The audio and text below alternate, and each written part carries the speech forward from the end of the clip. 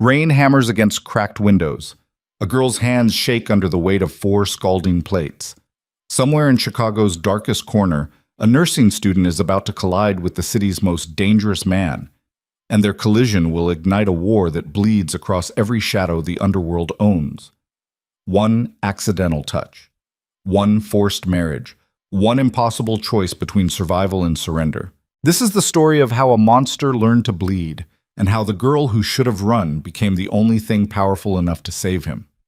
Stay until the end. Hit like. Comment your city so I can see how far this story travels. Let's begin. The stench of burnt garlic and desperation clung to everything inside Mama Lucia's Italian kitchen, like a second skin.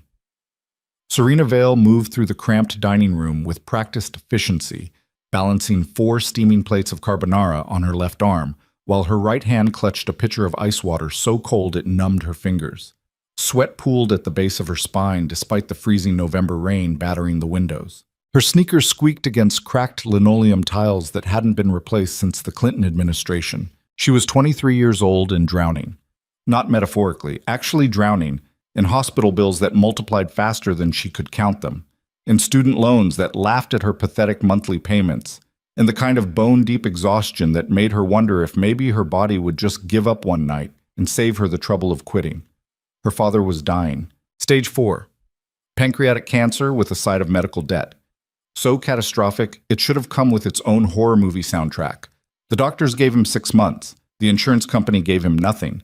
And Serena, beautiful, broke, barely holding on Serena, gave him every dollar she could steal from her own future. Which was how she ended up working double shifts at a failing restaurant in Little Italy, serving overpriced pasta to tourists who tipped in loose change and complained about portion sizes. "Table 7's getting impatient," Marco hissed from behind the bar. He was 60, balding, and perpetually sweating through shirts that screamed vintage in the worst way possible. "You gonna move or grow roots?" Serena didn't bother responding. She just moved. The dining room was packed tonight despite the weather. Or maybe because of it. People loved pretending they were in some mob movie when they ate here, surrounded by faded photographs of Frank Sinatra and fake newspaper clippings about Prohibition-era gangsters who probably never set foot in this dump. The whole place was a lie, wrapped in marinara sauce, and sold to idiots who thought ambiance meant dim lighting and Dean Martin on loop. She delivered the plates with mechanical precision. Smile, nod, refill the water glasses. Pretend she didn't notice the middle-aged businessman at table 9 staring at her legs like they were the special of the day. "Excuse me, sweetheart." She turned. Smile still locked in place. "Yes, sir?" "This pasta's cold." It wasn't. She'd pulled it from the kitchen 30 seconds ago, but arguing with customers was a luxury she couldn't afford, so she just nodded and reached for the plate.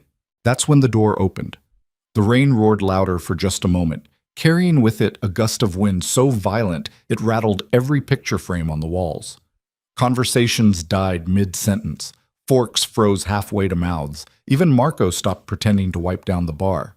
Because standing in the doorway, surrounded by 4 men in tailored black suits that cost more than Serena's entire year of rent, was Lucien DeMarco. She knew who he was. Everyone in Chicago knew who he was. The Ice Prince. The youngest Mafia boss to ever control the city's underworld. The man whose name got whispered in the same breath as words like ruthless and untouchable and don't even think about crossing him. Serena had seen his face in newspapers, heard the rumors that followed him like ghosts, but nothing, absolutely nothing, had prepared her for the reality of him. He was tall, 6'3" at least, with shoulders broad enough to block out the doorway behind him. Dark hair swept back from a face that looked like it had been carved by someone who understood violence as an art form. Sharp jaw, sharper cheekbones, and a scar that cut clean through his left eyebrow, like someone had tried to split his face open and failed. But it was his eyes that stopped her heart. Amber. Dark as aged bourbon and twice as dangerous. They swept across the dining room with the casual arrogance of a man who owned everything he looked at, until they landed on her. Serena forgot how to breathe. "Mr. DeMarco," Marco's voice cracked like a teenager hitting puberty. We weren't expecting you tonight. Your usual table is... Oh, I'll sit wherever I want." Lucien's voice was low, smooth, and edged with the kind of authority that didn't need to be loud. He moved into the restaurant like a predator entering familiar territory, his men fanning out behind him with hands resting inside their suit jackets. Serena should have moved, should have stepped back, disappeared into the kitchen, done literally anything except stand there frozen like an idiot holding a plate of lukewarm carbonara. But her body had apparently decided tonight was the night to completely betray her. Lucien walked past table after table, his presence sucking all the oxygen out of the room, until he stopped directly in front of her. Up close, he was even more terrifying. She could smell expensive cologne mixed with something darker, leather and gunpowder and secrets. "You work here." It wasn't a question. Her voice came out strangled. She cleared her throat. Tried again. "Yes. Can I get you a table?" His gaze traveled over her face with unsettling intensity, like he was memorizing every detail. The tiny scar above her left eyebrow from a childhood fall, the exhaustion bruising the skin beneath her eyes, the way her pulse hammered visibly at the base of her throat. "What's your name?" This was wrong. Everything about this moment felt wrong. Men like Lucien DeMarco didn't ask waitresses their names. They didn't look at ordinary girls like they were puzzles worth solving. "Serena." Something flickered across his expression, too quick to name. "Serena," he repeated, and the way he said it, slow, deliberate, like he was tasting each syllable, made her skin prickle with awareness. "I'll take the back booth." He moved past her, and Serena finally remembered how her lungs worked. The next hour blurred into controlled chaos. She wasn't assigned to Lucien's section, but Marco shoved her in that direction anyway with a look that screamed, "Don't screw this up." So she found herself approaching the back booth where Chicago's most dangerous man sat surrounded by his soldiers, all of them watching her like wolves, deciding whether she was prey or entertainment. "What can I get you?" She kept her voice steady, professional, ignored the way Lucien's eyes tracked every micro-movement she made. "Whiskey? Neat." He paused. "You look tired." The observation landed like a slap. "I'm fine." "You're lying." Heat crawled up her neck. "With all due respect, Mr. DeMarco, what I am is none of your business." One of his men tensed. The air pressure in the booth dropped 10 degrees. But Lucien just smiled. And it was the most unsettling thing Serena had ever seen. Not cruel, not kind. Something worse. Interested. "Bring the whiskey," he said quietly. "And water. You look like you're about to collapse." She wanted to argue. Wanted to tell him to take his observations and his expensive suit and his terrifying smile straight to hell. But she was tired. So tired. And fighting with a mafia boss seemed like a really efficient way to end up as a statistic. So she brought him whiskey. And when she returned with his glass, she found him watching her with an expression she couldn't read. "How much do you owe?" Serena's hand froze halfway through setting down his drink. "Excuse me? Medical bills, student loans, whatever's carving holes under your eyes." Lucien leaned back against the leather booth, completely relaxed, like they were discussing the weather instead of her personal financial apocalypse. "How much?" Her first instinct was to lie. But something about the way he asked, calm, clinical, like he was assessing data instead of prying, made the truth slip out before she could stop it. "None of your business." 200,000? He tilted his head. 3? She laughed. Actually laughed because the number was so absurd it stopped being real. "Try 400 and climbing, but thanks for the concern." She turned to leave. "Serena." She stopped. Didn't turn around. "I can make it disappear." The words hit her like ice water. Slowly, carefully, she turned back to face him. "What?" Lucien's expression remained unreadable. $400,000. Gone. Your father gets the best care money can buy. You finished nursing school without working yourself into an early grave. He paused. All you have to do is say yes. Every alarm bell in Serena's brain started screaming. Yes to what? Dinner. She blinked. You want to pay off almost $500,000 in debt for dinner? I want to pay off your debt because I can. Dinner is how you'll thank me. His eyes never left hers. One meal, that's all I'm asking. It was insane. Completely, obviously, dangerously insane. Men like Lucian DeMarco didn't hand out charity. They made investments. And Serena had watched enough true crime documentaries to know that accepting money from a mafia boss was basically signing your soul over in blood. "No," she said. Something dark flashed across his face. "No? I don't know what kind of women you're used to, Mr. DeMarco, but I'm not for sale." Her hands were shaking, but she forced herself to hold his gaze. "Keep your money. I'll figure it out myself." For a long moment, he just stared at her. Then, impossibly, he smiled again, wider this time, showing teeth. "You will," he agreed, "but not the way you think." Before Serena could ask what the hell that meant, he stood, dropping a stack of $100 bills on the table that could have covered her rent for 3 months. His men rose with him, moving like a synchronized unit. Lucian stopped directly in front of her, close enough that she had to tilt her head back to maintain eye contact, close enough to see the gold flecks in his amber eyes and the way a muscle ticked in his jaw like he was restraining something violent. "I'll see you soon, Serena Vale." He walked out, and Serena stood there in the middle of Mama Lucia's failing restaurant, holding an empty tray and wondering why the hell Lucien DeMarco knew her last name when she'd never told him. 2 days later, her father's medical debt vanished. Not reduced, not restructured. Completely, impossibly erased. Like someone had reached into the hospital's financial system and deleted $400,000 of charges with the casual ease of clearing a browser history. Serena got the call at 6 in the morning from a cheerful administrator who sounded genuinely confused.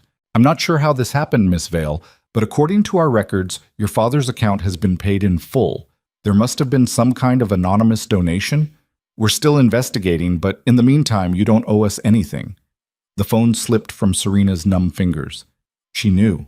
Of course she knew. Lucien DeMarco had bought her father's life without her permission, without her agreement, without even bothering to ask if she wanted to be in debt to the most dangerous man in Chicago. She should have been furious. She was furious. But underneath the anger was something worse. Relief. Sick, shameful, overwhelming relief that her father would live long enough to see her graduate, that she wouldn't have to choose between textbooks and treatment, that maybe, just maybe, she could breathe for the first time in 2 years. Serena made it to the bathroom before she threw up. When she finally dragged herself back to her apartment, a studio in Pilsen that smelled like mildew and broken dreams, she found a black envelope wedged under her door. Heavy cardstock. Expensive, the kind of paper that whispered old money and older threats. Her hand shook as she opened it. Inside was a ring, diamond, massive, set in platinum and probably worth more than her entire life savings would ever reach. And underneath the ring, written in sharp, elegant handwriting that looked like it could cut skin, "Marry me, or I'll take back everything I gave you, and more. You have 48 hours to decide. Choose wisely." Serena's legs gave out. She hit the floor hard, the ring tumbling from her hands and skittering across cheap linoleum. This wasn't happening. This couldn't be happening. But the ring glittered in the dim light filtering through her window, undeniable and impossible, and absolutely, horrifyingly real. Lucien DeMarco had bought her father's survival, and now he was collecting payment. She didn't sleep, couldn't eat. Spent 47 hours and 53 minutes staring at that ring like it was a live grenade, trying to find an escape route that didn't exist. Because the math was simple, brutal, inescapable. If she said no, Lucien would undo everything. Her father would die drowning in debt. Her future would collapse. And based on the casual way he'd threatened her, Serena had zero doubt he'd make sure she lost even more than she started with. But if she said yes, she'd be marrying a monster, a beautiful, terrifying monster who looked at her like she was something he wanted to own. The knock came at exactly 48 hours, 3 sharp raps, confident, unhurried. Serena opened the door already knowing who she'd find. Lucien stood in the hallway wearing another perfectly tailored suit, this one charcoal gray that made his eyes look almost golden. Behind him, 2 of his men waited like shadows given human form. "Well?" His voice was calm, almost gentle. "What's your answer, Serena?" She should have screamed, should have slammed the door in his face and called the police, and consequences be damned. Instead, she heard herself say, "Why me?" Lucien's expression shifted. Something ancient and hungry moved behind his eyes. Because the moment you fell into my arms, I knew you were mine. I never fell into your arms. No. He stepped closer, close enough that she could feel the heat radiating off him. But you will. Serena's pulse hammered so loud she could hear it in her ears. And if I say no, then your father dies, your degree disappears, and every door you've ever tried to open slams shut. He tilted his head. But you're not going to say no. You don't know that. I know you, Serena Vale. His hand came up, and she flinched, but he didn't touch her, just held the ring between them like an offering and a threat. I know you'd set yourself on fire to keep the people you love warm. I know you're drowning and too proud to ask for help. I know you lie awake every night calculating how many shifts you need to work to buy your father one more month. Tears burned hot behind her eyes. You don't know anything about me. I know you're going to say yes.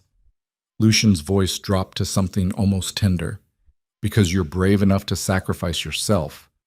And I'm selfish enough to let you. He held out the ring.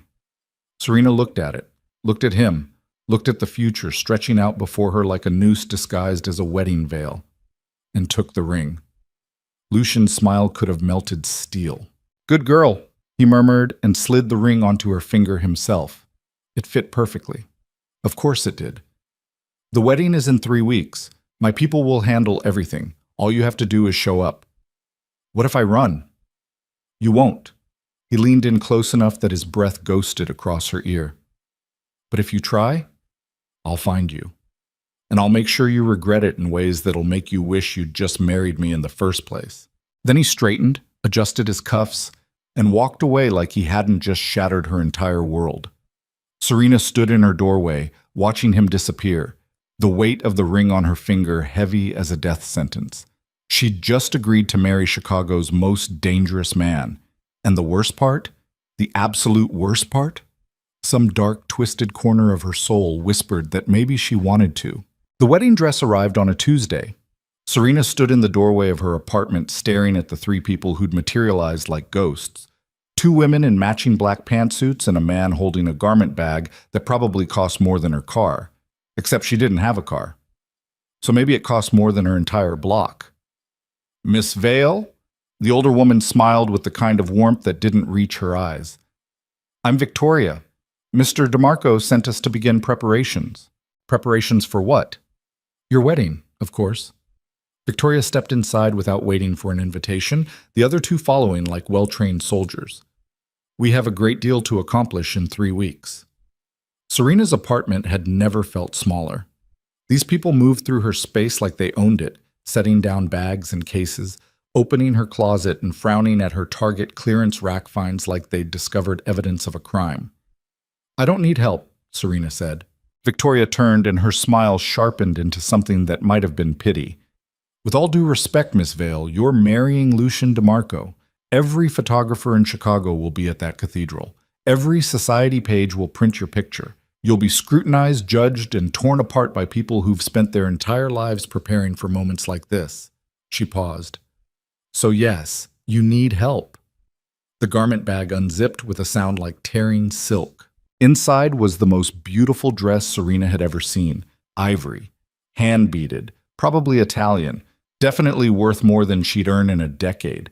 The kind of dress that belonged in magazines, not on the body of a girl from Pilsen who still bought her bras in 3-packs.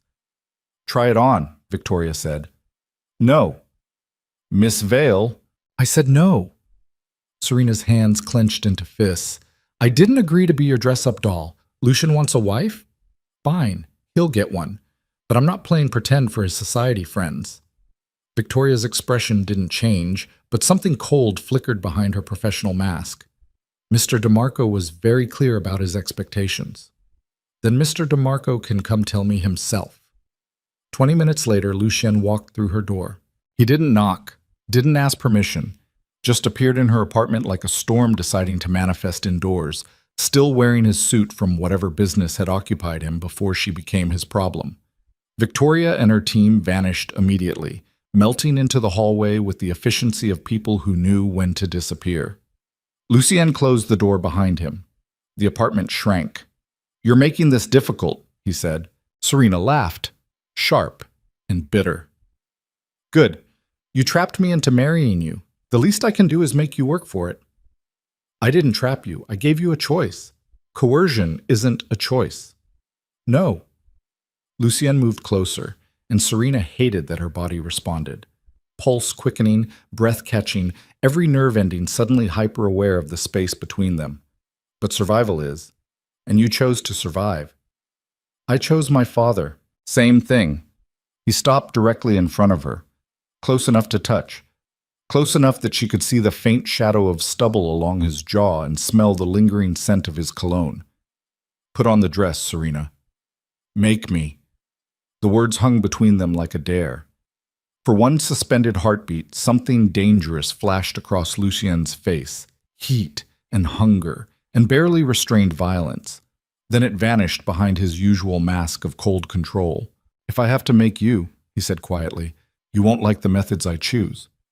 And if I refuse, then you'll walk down that aisle in whatever you're wearing now, and every camera in Chicago will know exactly what kind of man I am. His voice dropped to something almost gentle. Is that what you want, Serena? To humiliate yourself just to spite me? She wanted to scream, wanted to throw something, wanted to rewind 3 weeks and never walk into Mama Lucia's, never meet his eyes, never agree to this nightmare. Instead, she grabbed the dress. Get out. Lucien smiled. I'll wait. I said get out. And I said I'll wait. He settled onto her battered couch like he owned it. Put on the dress, Serena. Let me see what I bought. The words hit like a slap. I'm not something you bought. No? He tilted his head. Then what are you? She didn't have an answer, so she turned and walked into her bathroom, slamming the door hard enough to rattle the frame. The dress fit perfectly. Of course it did. Serena stared at her reflection and barely recognized the girl looking back. The dress transformed her into something elegant, expensive, untouchable, everything she'd never been and never wanted to be. She looked like she belonged to Lucien DeMarco. The thought made her want to rip the fabric apart with her bare hands. Serena. His voice came through the door, low and patient. Let me see. No? You're being childish. You're being a monster. Silence. Then, yes, I am. But I'm the monster who's going to keep you safe. Something about the way he said it, tired, resigned, almost sad, made Serena's anger falter. She pressed her forehead against the door, feeling the cool wood against her overheated skin. Why? The word came out barely above a whisper. Why me, Lucien? You could have anyone. Why force someone who doesn't want you? For a long moment, he didn't answer. Then, because I don't want someone who wants me for my money or my power. I want someone real. Someone who'll look at me and see exactly what I am. His hand pressed against the door from the other side. She could feel it, solid and warm. I want you, Serena, and I'm selfish enough to take what I want. Even if it destroys me, I won't let it destroy you. His voice roughened. I'll burn the whole city down before I let anything hurt you, including myself. Serena closed her eyes, tried to ignore the way her heart stumbled over his words like they meant something. They didn't. They couldn't. She opened the door. Lucien stood on the other side, and when his eyes landed on her, everything stopped. His expression cracked, just for a second, just long enough for her to see something raw and hungry underneath, before that mask of control slammed back into place. Beautiful, he breathed. Serena wanted to argue, wanted to tell him she looked ridiculous, that this dress belonged on someone else, that she'd never be the wife he was pretending she could be. But the way he looked at her, like she was something precious and devastating and entirely his, stole every word from her mouth. The wedding is Saturday, Lucien said, his voice carefully neutral. 3 o'clock, Cathedral of the Assumption. That's in 5 days. I know. I need more time. No. He stepped closer. You need less time to talk yourself out of this. 5 days, Serena, then you're mine. I'll never be yours. Lucien's hand came up and she flinched, but he just tucked a loose strand of hair behind her ear with surprising gentleness. Keep telling yourself that, he murmured. Maybe one day you'll believe it. Then he left, and Serena stood alone in her apartment wearing a wedding dress that cost more than her life, wondering when exactly she'd lost control of everything. The next 4 days blurred into a nightmare dressed up as preparation. Victoria returned with an army: hairstylists, makeup artists, people whose entire job was apparently teaching Serena how to walk in heels without looking like a baby giraffe. They invaded her apartment, her schedule, her entire existence with the ruthless efficiency of a military operation. Serena's father noticed. "You seem different," he said during one of her visits to the hospital. He looked better, actually better, not just better, for a dying man. The experimental treatment Lucien's money had bought was working. Color had returned to his cheeks. His hands didn't shake as much. It made everything worse. "I'm fine, Dad." "You're lying." Thomas Vale had been a construction worker for 30 years before the cancer. He knew how to read stress fractures. "What's going on, sweetheart?" Serena opened her mouth, closed it, tried to figure out how to explain that she'd sold herself to the Mafia to keep him alive. "I'm getting married." The words fell out before she could stop them. Her father blinked. "What? Saturday? 3 o'clock?" She forced herself to smile. "Surprise?" Thomas stared at her like she'd grown a second head. "To who?" "His name is Lucien." Not a lie. Not quite. "He's successful, and he wants to take care of us." "Serena," her father's voice sharpened. "What did you do?" "I'm handling it." "Handling what?" He tried to sit up, and she gently pushed him back down. "Jesus, Serena, you can't just... Who is this man? How long have you known him?" "Long enough." "That's not an answer." "It's the only one I have." She squeezed his hand, fighting back tears. "Please, Dad, just trust me. Everything's going to be okay." But Thomas Vale wasn't stupid. He looked at his daughter, really looked at her, and saw the exhaustion, the fear, the desperate edge of someone who'd made a deal with the devil. "What did you trade, Po?" he whispered. Serena's smile cracked. "Nothing I wasn't willing to give." Yes, Saturday arrived like an execution date. Serena woke up in a hotel suite she didn't remember checking into, surrounded by Victoria's team and enough flowers to supply a funeral. Someone had moved her here yesterday. Someone had packed her things. Someone had made decisions about her life while she sleepwalized through the motions. "Good morning, Mrs. DeMarco." Victoria appeared with coffee and a smile that might have been genuine, might have been practiced. "Ready for your big day?" Serena wasn't ready, would never be ready, but she nodded anyway because what else could she do? The next 6 hours dissolved into a haze of hair curlers and makeup brushes and people talking at her instead of to her. They painted her face until she looked like a stranger, arranged her hair into something elegant and complicated, squeezed her into shapewear that made breathing optional. By the time they zipped her into the dress, Serena felt like she'd been disassembled and rebuilt into someone else's idea of perfection. "You look stunning," Victoria said, and maybe she meant it. Serena looked in the mirror and saw a beautiful corpse. The cathedral was worse, enormous, Gothic, filled with people Serena had never met wearing clothes that cost more than her education. She stood in the back hallway, clutching a bouquet of white roses she hadn't chosen, listening to the organ music that signaled her final chance to run. She didn't run. The doors opened. Every head in the cathedral turned, and Serena walked down an aisle that felt like walking to her own funeral, past rows of strangers who watched her with expressions ranging from curiosity to contempt to something that might have been pity. Then she saw Lucien. He stood at the altar wearing a black suit that probably cost more than most people's cars, surrounded by men who looked like they'd kill for him without asking questions. But it was Lucien himself who stole her breath, dark and devastating, and watching her walk toward him like she was the only person in the room. Their eyes locked, and something dangerous sparked between them. Serena reached the altar on legs that barely held her weight. Lucien extended his hand, and after a moment's hesitation, she took it. His fingers closed around hers. Warm, solid, possessive. The officiant started talking. Words about love and commitment and forever. All lies. Beautiful, poisonous lies.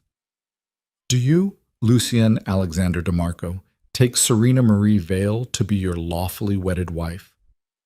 "I do." No hesitation, no doubt.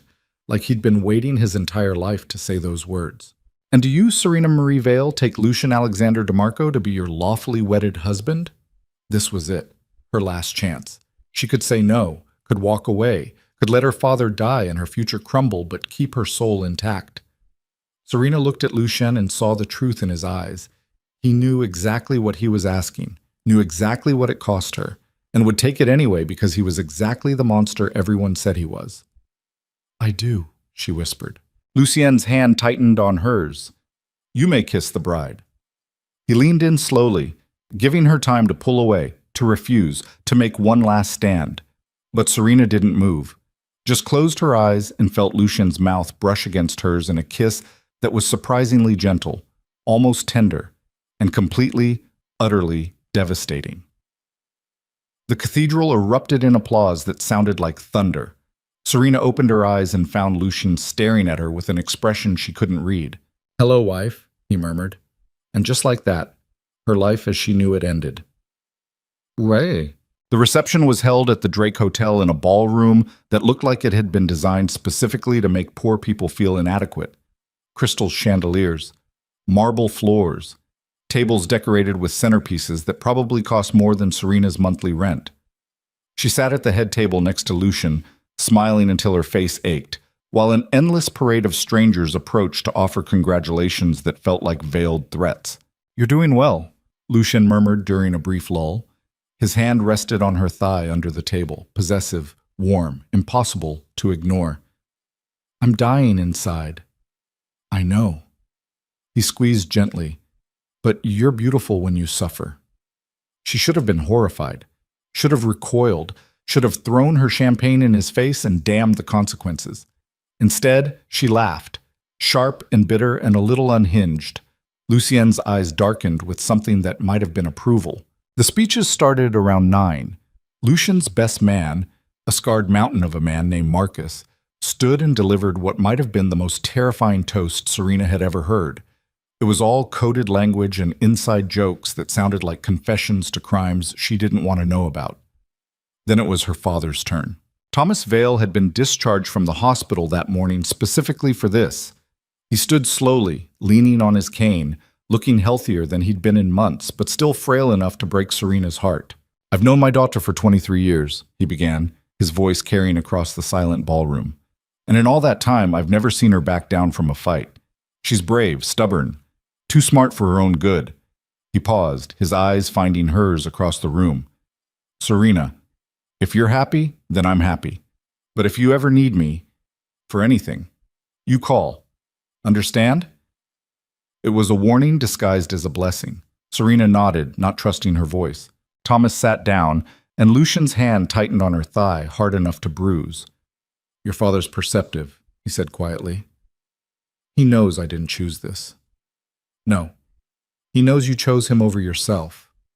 Lucian's voice dropped to something almost gentle. And he hates himself for it. The words hit like a knife between her ribs. Because he was right. They left the reception around midnight. Lucian's driver navigated through downtown Chicago while Serena stared out the window, watching the city blur past in streaks of neon and shadow. Where are we going? She asked. Home. I have an apartment. Not anymore. Lucian didn't look at her. I had your things moved this morning. Rage flared hot and sudden in her chest. You had no right. I have every right. You're my wife now. He turned to face her, and the intensity in his eyes made her breath catch. That apartment was barely fit for rats. You'll live somewhere worthy of your position. My position as your prisoner? My position as my wife. He reached out, tucking a strand of hair behind her ear with surprising gentleness. I know you hate me right now, Serena. That's fine. Hate me all you want, but I'm going to keep you safe, whether you like it or not. I don't need you to keep me safe. Yes, Lucian said softly. You do. The car pulled up to a building that looked like it had been designed to intimidate poor people. All glass and steel and architectural angles that screamed money. The penthouse, naturally. Because where else would a mafia boss keep his unwilling wife? They rode the elevator in silence. Lucien's hand rested on the small of her back. Not quite pushing, not quite guiding, just reminding her that he was there. The penthouse was worse than Serena imagined. Beautiful, massive, floor-to-ceiling windows overlooking Chicago's skyline. Furniture that looked like it belonged in a museum. Everything cold and perfect and utterly devoid of anything resembling warmth. "Your room is through there," Lucian gestured to a hallway. "Mine is on the opposite side of the penthouse." Serena blinked. "Separate rooms? Did you think I'd force you into my bed?" Something dark flickered across his face. "I'm a monster, Serena, not a rapist." The words should have been reassuring. Instead, they just confused her. "Then what do you want from me?"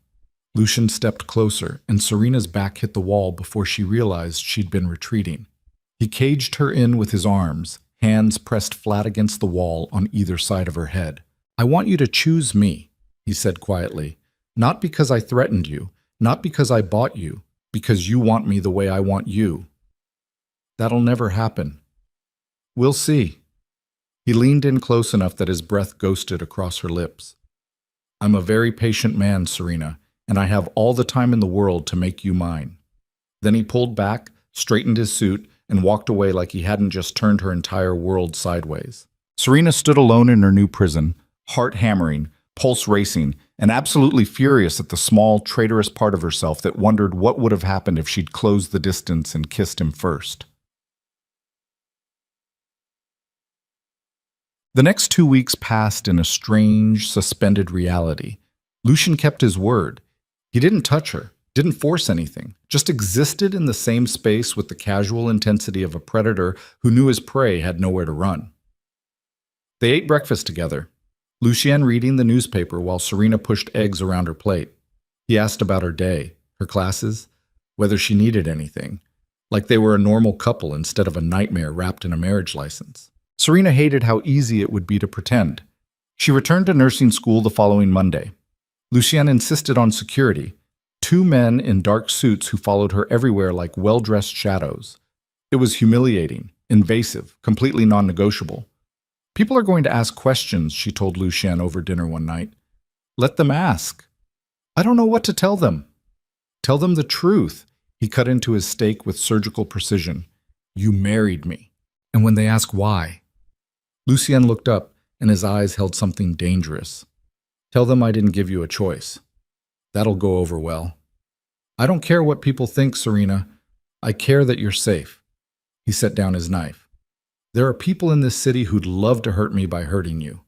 The security stays." She wanted to argue, but the cold certainty in his voice made it clear this wasn't a negotiation.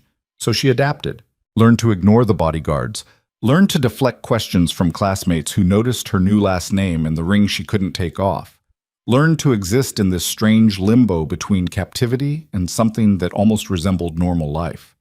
But at night, alone in her enormous bedroom, Serena lay awake and listened to the sound of Lucian moving through the penthouse. He didn't sleep much. She'd hear him pacing, talking in low voices on phone calls that sounded like threats disguised as business. Sometimes, late at night, she'd catch him standing by the windows overlooking the city, silhouetted against the lights like something carved from shadow. And once, just once, she'd gotten up to use the bathroom and found him standing outside her door, just standing there, watching. Their eyes met. Neither of them said anything. Then Lucian turned and walked away, and Serena locked her door with shaking hands. Everything changed the night she came home to find Lucian covered in blood. She walked into the penthouse around 10 after a late study session, expecting to find him working in his office or brooding by the windows.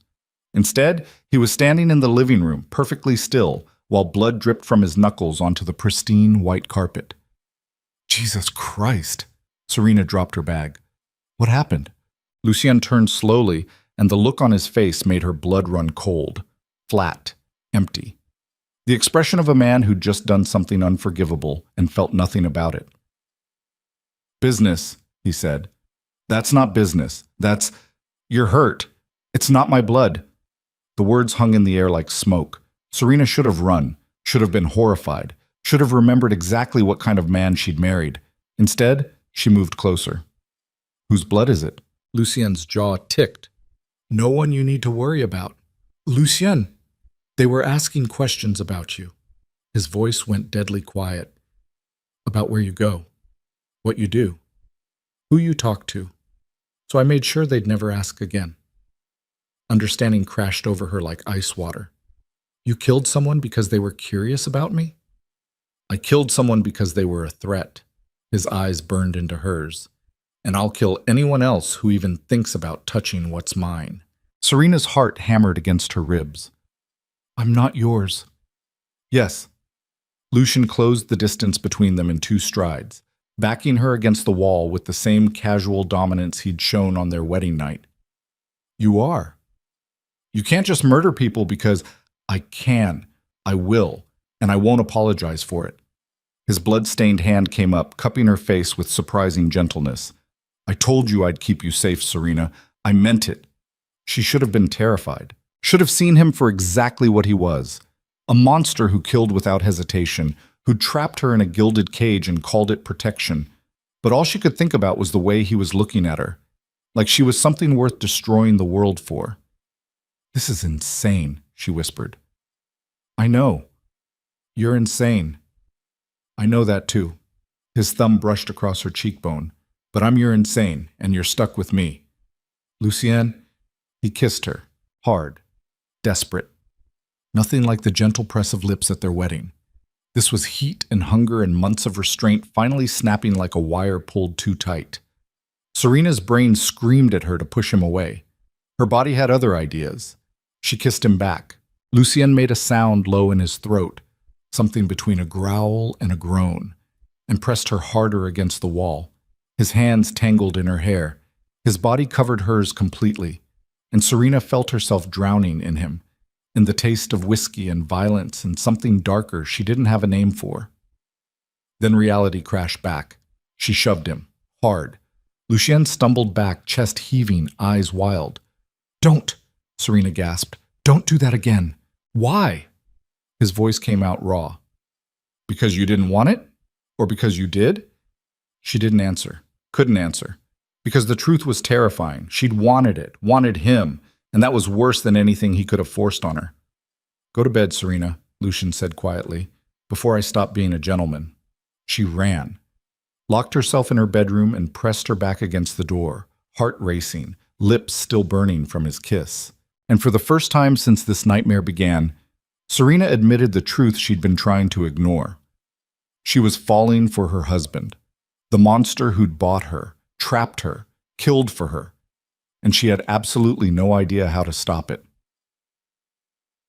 The next morning, Lucian acted like nothing had happened. Breakfast, newspaper, polite conversation, but Serena could feel the shift in the air. Something had broken between them last night, or maybe something had finally clicked into place. She didn't know which was worse. I have a meeting tonight, Lucian said over coffee. Don't wait up. I never do. His eyes flicked up to hers, dark and unreadable. No, I suppose you don't. He left. And Serena sat alone in their penthouse prison, trying to remember who she'd been before Lucian DeMarco walked into her life and set everything on fire. She went to class, came home, did homework. Normal things. Except nothing felt normal anymore. Around 9, Marcus, Lucien's best man and apparently his head of security, appeared in the penthouse. Mrs. DeMarco, he nodded respectfully. I need you to come with me. Serena's blood ran cold. Why? Lucien's orders, there's been a development. What kind of development? Marcus's expression darkened.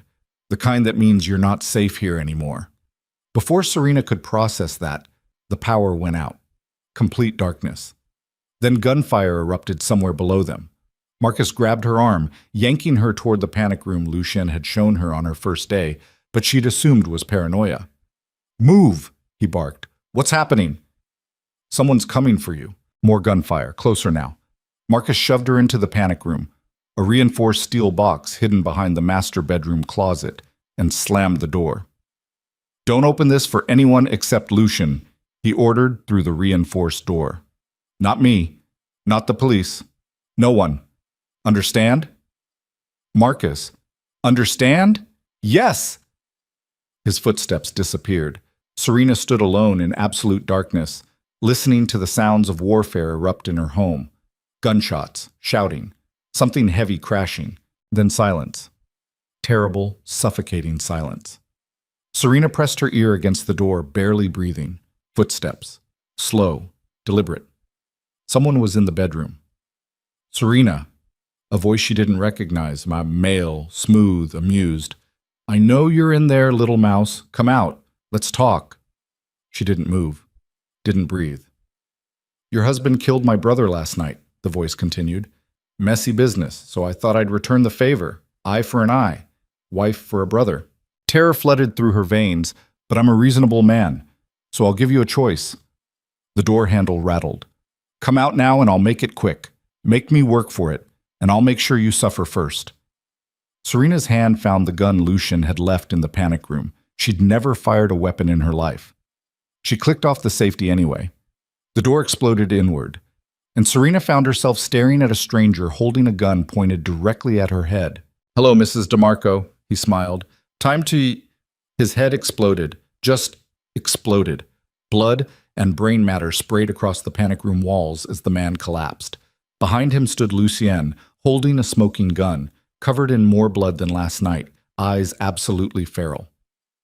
Mine, he snarled. Then everything went black. Serena woke up to the smell of copper and gunpowder. Her ears rang, her head throbbed, and when she tried to move, strong hands pressed her shoulders down against something soft. Don't, Lucien's voice cut through the fog. You passed out. Just breathe. She opened her eyes. They were still in the penthouse, still in the bedroom, but the panic room door hung off its hinges and the carpet was soaked with blood that wasn't hers. The body of the man who'd tried to kill her had been dragged away, leaving a streak of crimson across the hardwood floor like a grotesque painting. Lucien crouched beside her, his face inches from hers. Blood splattered across his shirt, his hands, his jaw. But his eyes, those terrifying amber eyes, held something she'd never seen before. Fear. Are you hurt? His hands moved over her arms, her shoulders, checking for injuries with the frantic precision of a man convinced he'd find something broken. Did he touch you? Did anyone... I'm fine. Her voice came out hoarse. You killed him. I killed all of them. Lucian's hand stilled on her face. 6 men. They came for you, Serena. Walked into my home and tried to take what's mine. She should have been horrified, should have pushed him away, should have done literally anything except lean into his touch like it was the only thing keeping her grounded. Who were they? Rossi family. Lucian's jaw clenched so hard she heard his teeth grind. Antonio Rossi's brother came for revenge, and he brought friends. The man you killed last night was asking questions he shouldn't have been asking. Lucien pulled back, running a blood-stained hand through his hair. I thought I'd sent a message. Turns out I just started a war. Serena's stomach dropped. War? The Rossis won't let this go. They'll come again, harder, smarter. He stood abruptly, pacing like a caged animal. I need to move you somewhere safe. Safe. Serena pushed herself up on shaking arms. Lucien, nowhere is safe, not as long as I'm married to you. He stopped, turned, and the look on his face was so raw it hurt to witness. Do you want out? The words came out quiet, lethal. Is that what you're saying? You want a divorce? She opened her mouth, closed it, because the answer should have been obvious. Yes, of course she wanted out, wanted to go back to her small apartment and her normal life, and a world where people didn't try to murder her in her own bedroom. But when she looked at Lucien, covered in blood he'd spilled to protect her, eyes wild with fear he'd never admit to, standing in the wreckage of a home he'd turned into a battlefield to keep her safe, the word wouldn't come. I don't know what I want, she whispered. Lucien laughed, sharp, bitter. At least you're honest. He walked out, and Serena sat alone in a bedroom that smelled like death, trying to figure out when exactly she'd stopped wanting to escape and started wanting to stay. Marcus appeared 20 minutes later with 3 other men she didn't recognize. They moved through the penthouse like surgical strike team, cleaning blood, removing bodies, erasing evidence with the efficiency of people who'd done this before, too many times before. Mrs. DeMarco! Marcus stopped in front of her, his expression carefully neutral. We're moving you to a safe house until this situation is resolved. Where's Lucien? Handling business. What kind of business? Marcus's silence was answer enough. Serena stood on legs that barely held her weight. I want to see him. That's not advisable. I don't care what's advisable. Her voice came out stronger than she felt. Take me to my husband. Now. Something flickered across Marcus's face. Respect, maybe? Or pity. He led her through the penthouse, down a private elevator she didn't know existed, into a basement level that looked like it belonged in a completely different building. Concrete walls, harsh fluorescent lights, and at the far end, behind a reinforced steel door, the sound of someone screaming. Serena's blood turned to ice. Maybe you should wait upstairs, Marcus said quietly. She pushed past him and opened the door. The room beyond was exactly what she expected, and somehow worse. A man hung from chains attached to the ceiling, his face a pulverized mess of blood and broken bone. Lucien stood in front of him, sleeves rolled up, knuckles split and bleeding. And he was smiling. Where are they hiding? Lucien's voice was conversational, almost pleasant. I'm going to find them either way. You're just deciding how much you suffer first. The man sobbed something unintelligible. Lucien hit him again. Lucien! Serena's voice cracked like a whip. He spun around, and for one terrible second she didn't recognize him. This wasn't her husband. This was something else, something ancient and violent that wore Lucien's face like a mask. Then his expression cleared, and he was just a man again, a man covered in someone else's blood. Serena. He stepped toward her. You shouldn't be here. What are you doing? Getting answers. He glanced back at the broken man hanging from the ceiling. Paolo here was kind enough to volunteer information about the Rossi family's operations. Weren't you, Paolo? The man whimpered. Serena felt bile rise in her throat. This is torture. This is business. This is insane shit. This is war. Lucien's control snapped like a breaking bone. They came into my home, tried to take you. And you think I'm just going to let that slide? He moved closer, and she held her ground even though every instinct screamed to run. I told you I'd burn the city down to keep you safe. Did you think I was being poetic? I thought you were being a monster. I am a monster. His hand came up, cupping her face with fingers still wet with blood. But I'm your monster, Serena, and monsters don't play fair. She should have been disgusted, should have recoiled from his touch. Instead, she leaned into it. Let him go, she said quietly. Lucien's eyes narrowed. What? Paolo, let him go. You've made your point. He tried to kill you. And you killed everyone who helped him. Serena held his gaze. Torturing him won't change anything. It just makes you the thing they say you are. For a long moment, Lucien just stared at her. Then he turned and walked back to Paolo, grabbing a knife from a nearby table. Serena's heart stopped. But Lucien just cut the chains. Paolo collapsed to the floor, sobbing. Get him out of here, Lucien ordered Marcus. Drop him at a hospital. Make sure he knows what happens if he talks. Marcus nodded and dragged Paolo away. The room emptied, leaving just Serena and Lucien standing in the aftermath of violence. You're going to get yourself killed doing this, Lucien said quietly. Making me weak. I'm not making you weak. I'm making you human. He laughed, harsh and broken. There's a difference? Serena stepped closer, close enough to see the exhaustion carved into the lines of his face. When's the last time you slept? Sleep is for people who don't have enemies.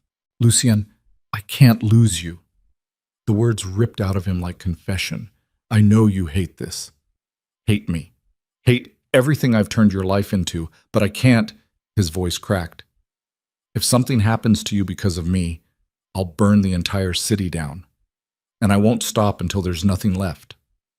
Serena reached up and touched his face. He flinched like she'd struck him. I don't hate you, she whispered. Lucien closed his eyes. You should. When he opened them again, the vulnerability had vanished behind his usual mask of cold control. Marcus is taking you to a safe house. You'll stay there until I handle the Rossis. I'm not leaving you. Yes, you are. Lucien, this isn't a negotiation, Serena. His hands gripped her shoulders. Not hard, just firm enough to make his point. The Rossis want me to suffer, and the best way to make me suffer is through you. So you're going somewhere they can't find you until this is over. And if it's never over, he smiled, sad and terrible. Then you'll spend the rest of your life in hiding. But at least you'll have a life. Before she could argue, he kissed her, desperate, hungry, like he was trying to memorize the taste of her before she disappeared. When he pulled back, his eyes were dark with something that looked like grief. "Go," he whispered, "before I change my mind and lock you in a cage where nothing can ever hurt you." Marcus appeared in the doorway, and Serena let herself be led away from her husband, toward a future that felt more like a prison than the penthouse ever had. But the safe house was a cabin 2 hours outside Chicago, buried so deep in the woods that Serena couldn't see another building for miles. Marcus stationed 4 guards around the perimeter and handed her a phone that only connected to Lucian. "He'll call when it's safe," Marcus said. "And if he doesn't?" Marcus's expression darkened. "Then you run. And you don't stop running until you're somewhere he never told you about." He left, and Serena found herself alone in a beautiful cage, waiting for news that her husband was either victorious or dead. The first 2 days crawled by like years. She paced, read every book in the cabin twice, stared at the phone Lucian had given her and willed it to ring. It didn't. On the 3rd day, the phone finally buzzed. Serena grabbed it so fast she nearly dropped it. "Lucien?" "Not quite." The voice on the other end was female, cultured, amused. "Mrs. DeMarco, how lovely to finally speak with you." Ice flooded Serena's veins. "Who is this?" "Someone who knows your husband very well. Better than you, I'd wager." A pause. "My name is Isabella Rossi, and I have a story to tell you about the man you married." Serena's hand tightened on the phone. "I'm not interested in anything you have to say. Not even the truth about why Lucian married you." "He married me because—" She stopped. Because why? He'd never actually explained. Just made vague statements about wanting her, needing her, being obsessed with her. "Because he's a romantic?" Isabella laughed. "Oh, sweetheart, Lucian DeMarco doesn't have a romantic bone in his body. He has a calculator. And you were a very calculated decision. You're lying." "Am I?" Another pause. "Tell me something, Serena. Did you ever wonder why your father's medical debt was so catastrophically high? Stage 4 pancreatic cancer is expensive, sure, but $400,000 expensive?" Serena's world tilted. "That's what I thought." Isabella's voice turned sharp. "Your father's debt was inflated, deliberately, by Lucian's people. They added fake charges, phantom treatments, procedures that never happened, all to make sure you were desperate enough to do anything." "No." The word came out strangled. "That's not... Then they made sure you were working at Mama Lucia's the night Lucien decided to visit. Made sure you'd be the one to serve him. Made sure you'd be vulnerable and broke and exactly desperate enough to take whatever deal he offered." Serena felt the room spin. "He manufactured your desperation, Serena. Created the perfect conditions to trap you, because Lucian DeMarco doesn't leave anything to chance." Isabella's voice softened almost imperceptibly. "I'm sorry you had to find out this way, but you deserve to know the truth before you die for a man who never loved you." The line went dead. Serena stood frozen, phone clutched in her white-knuckled grip, mind racing through every interaction with Lucian. The way he'd known her name before she told him. The way her father's debt had vanished so quickly. The way he'd appeared at the restaurant like he'd been waiting for her. The way he'd said, "I know you," with such certainty. Because he did know her. He'd studied her, researched her, orchestrated every detail of her life to make sure she'd fall into his trap. And she'd walked right into it. The phone buzzed again. Different number. Lucien. "Serena." His voice was rough with exhaustion. "Are you safe? Did you fabricate my father's medical debt?"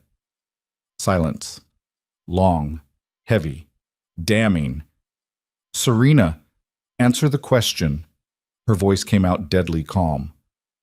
"Did you fabricate my father's debt?" More silence. Then, "Yes." The word detonated like a bomb. "You destroyed my life on purpose," she whispered. "Made me desperate. Made me dependent. Also, I'd have no choice but to marry you. It wasn't like that. Then what was it like, Lucy?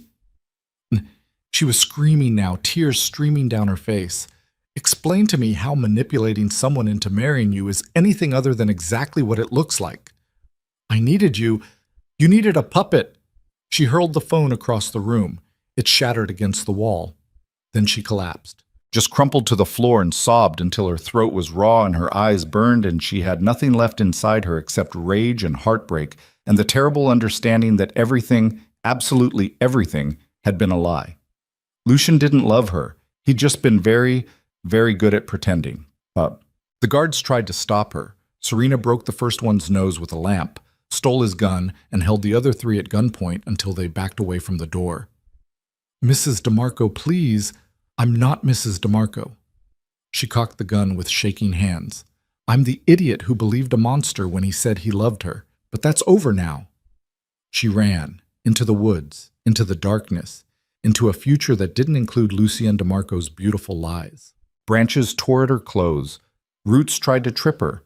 But Serena just kept running, driven by fury and heartbreak, and the desperate need to put as much distance between herself and her husband as humanly possible. She made it maybe 2 miles before she heard the helicopter. Searchlights cut through the trees like knives, and then Lucien's voice, amplified through speakers, echoed across the forest. Serena, stop! She kept running. Serena. A figure dropped from the helicopter with military precision, landing directly in her path. Lucien stood there in tactical gear, eyes wild, face carved from stone. Move, Serena snarled, raising the stolen gun. No, I will shoot you. Then shoot me. He spread his arms wide. Put a bullet in my chest, end this. But you're not running from me, Serena. Not now. Not ever.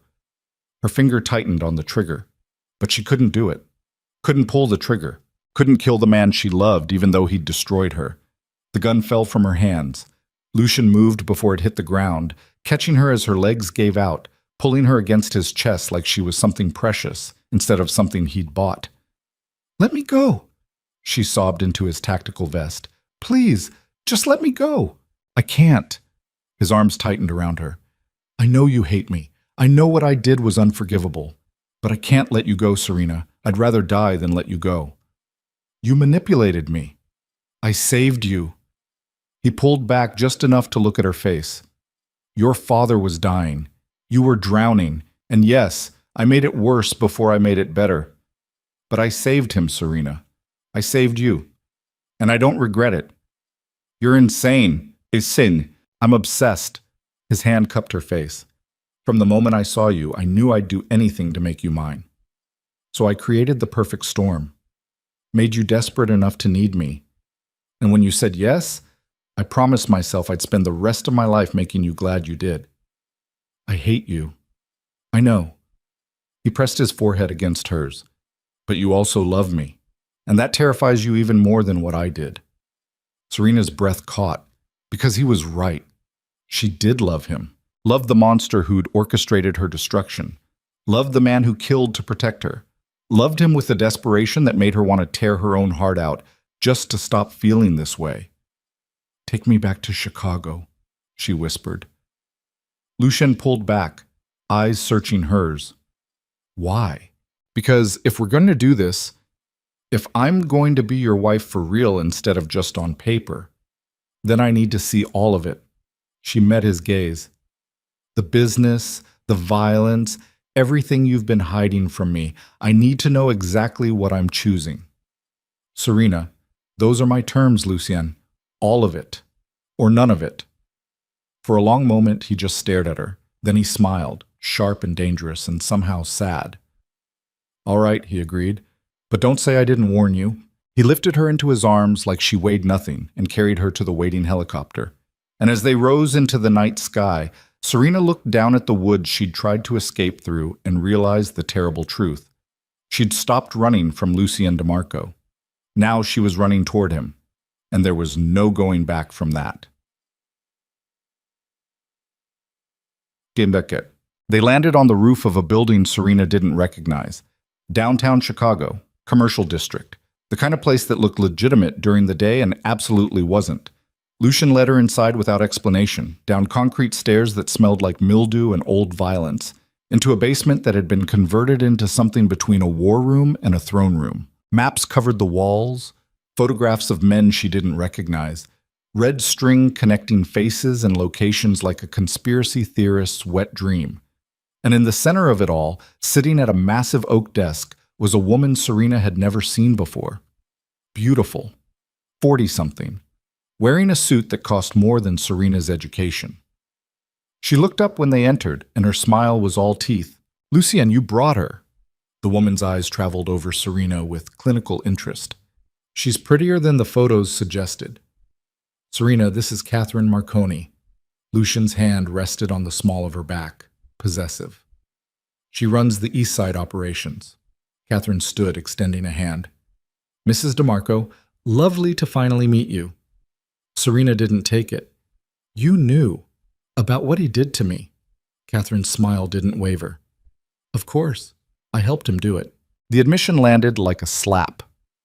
"We inflated your father's medical bills," Catherine continued conversationally. "Made sure the hospital was desperate enough to accept our anonymous donation. Arranged for you to be working the night Lucien visited Mama Lucia's." She tilted her head. "You were a very well-orchestrated project, Serena. You should be flattered." "Flattered?" Serena's voice came out flat. "You destroyed my life, and I should be flattered." "We saved your father's life," Catherine corrected. "Everything else was just collateral damage." Serena turned to Lucian. "Is she serious?" "Catherine doesn't have a sense of humor," Lucian said quietly. "But she's right. We saved your father. The method was questionable. The result speaks for itself." "The result is that I'm trapped. The result is that you're alive."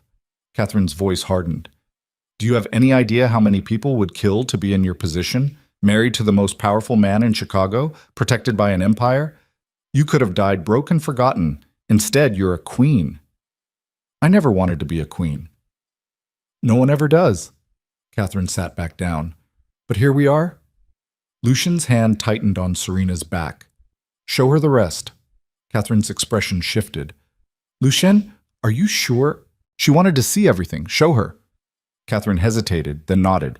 She pulled out a folder and slid it across the desk. Serena opened it. Inside were photographs. Crime scenes, bodies, men and women who'd been killed with surgical precision. "These are the people who threatened you," Catherine explained. "The Rossis, their associates. Anyone who even thought about using you as leverage against Lucien." She paused. "He's killed 37 people in the last 6 weeks to keep you safe." Serena's hands shook. 37, and he'll kill 37 more if he has to." Catherine leaned back. "That's what you married, Serena. A man who will burn the entire world down rather than let anything happen to you. The question is, can you live with that?" Serena looked at the photographs, at the evidence of Lucian's obsession spelled out in blood and violence. Then she looked at him. "Is this what you wanted me to see?" she asked quietly. "The proof that you're a monster?" "I wanted you to see the truth." Lucien's expression was unreadable. "I manipulated you into marrying me. I've killed for you. I'll continue killing for you, and I won't apologize for any of it." He stepped closer. "You asked for all of it. This is all of it, Serena. Every ugly, violent, unforgivable piece of who I am." She should have run, should have screamed, should have done literally anything except step into his arms and press her face against his chest. But she was so tired of fighting, tired of pretending she didn't want this, didn't want him. "I hate you," she whispered into his shirt. "I know. You're a monster. I know that too. And I love you anyway." Lucien went completely still. Then his arms came around her like a vice, crushing her against him hard enough to hurt. "Say it again," he demanded. "I love you." Tears soaked into his shirt. "I love you and I hate myself for it, and I don't know how to stop." "Then don't stop." He pulled back just enough to tilt her face up. "Love me. Hate me. I don't care which. Just don't leave me, Serena, because I meant what I said. I'll burn the entire city down before I let you go." She kissed him, desperate, broken, choosing him despite every logical reason not to, and Lucien kissed her back like a drowning man finding air. When they finally broke apart, both breathing hard, Catherine cleared her throat. Touching, really. But we have a problem. Lucien's expression hardened. What problem? Isabella Rossi. Catherine pulled up a new photograph. She's called a summit. Every major family in Chicago, tomorrow night. Let me guess, Lucien said. They want to discuss the Serena problem. They want to discuss whether having a wife makes you weak enough to kill. Serena's blood ran cold. Lucien just smiled. Good. Let them try. Lucien! Catherine's voice held genuine concern. This isn't a few soldiers. This is every boss in the city. If they decide you're a liability, then I'll remind them why I'm the boss and they're not. He turned to Serena. Tomorrow night, you're coming with me. Like hell she is, Catherine snapped. That's a death sentence. She wants to see everything.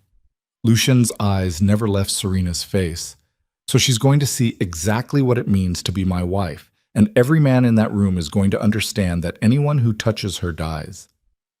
Catherine stood abruptly. You're going to start a war. No. Lucien pulled Serena closer.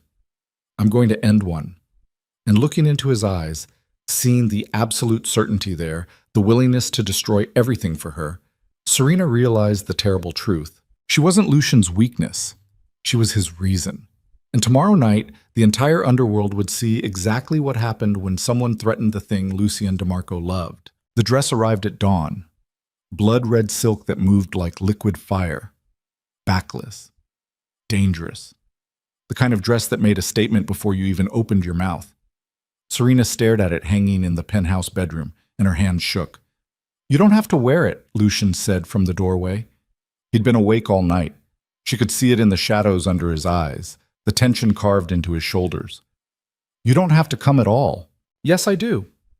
She turned to face him. You said I wanted to see everything. This is everything.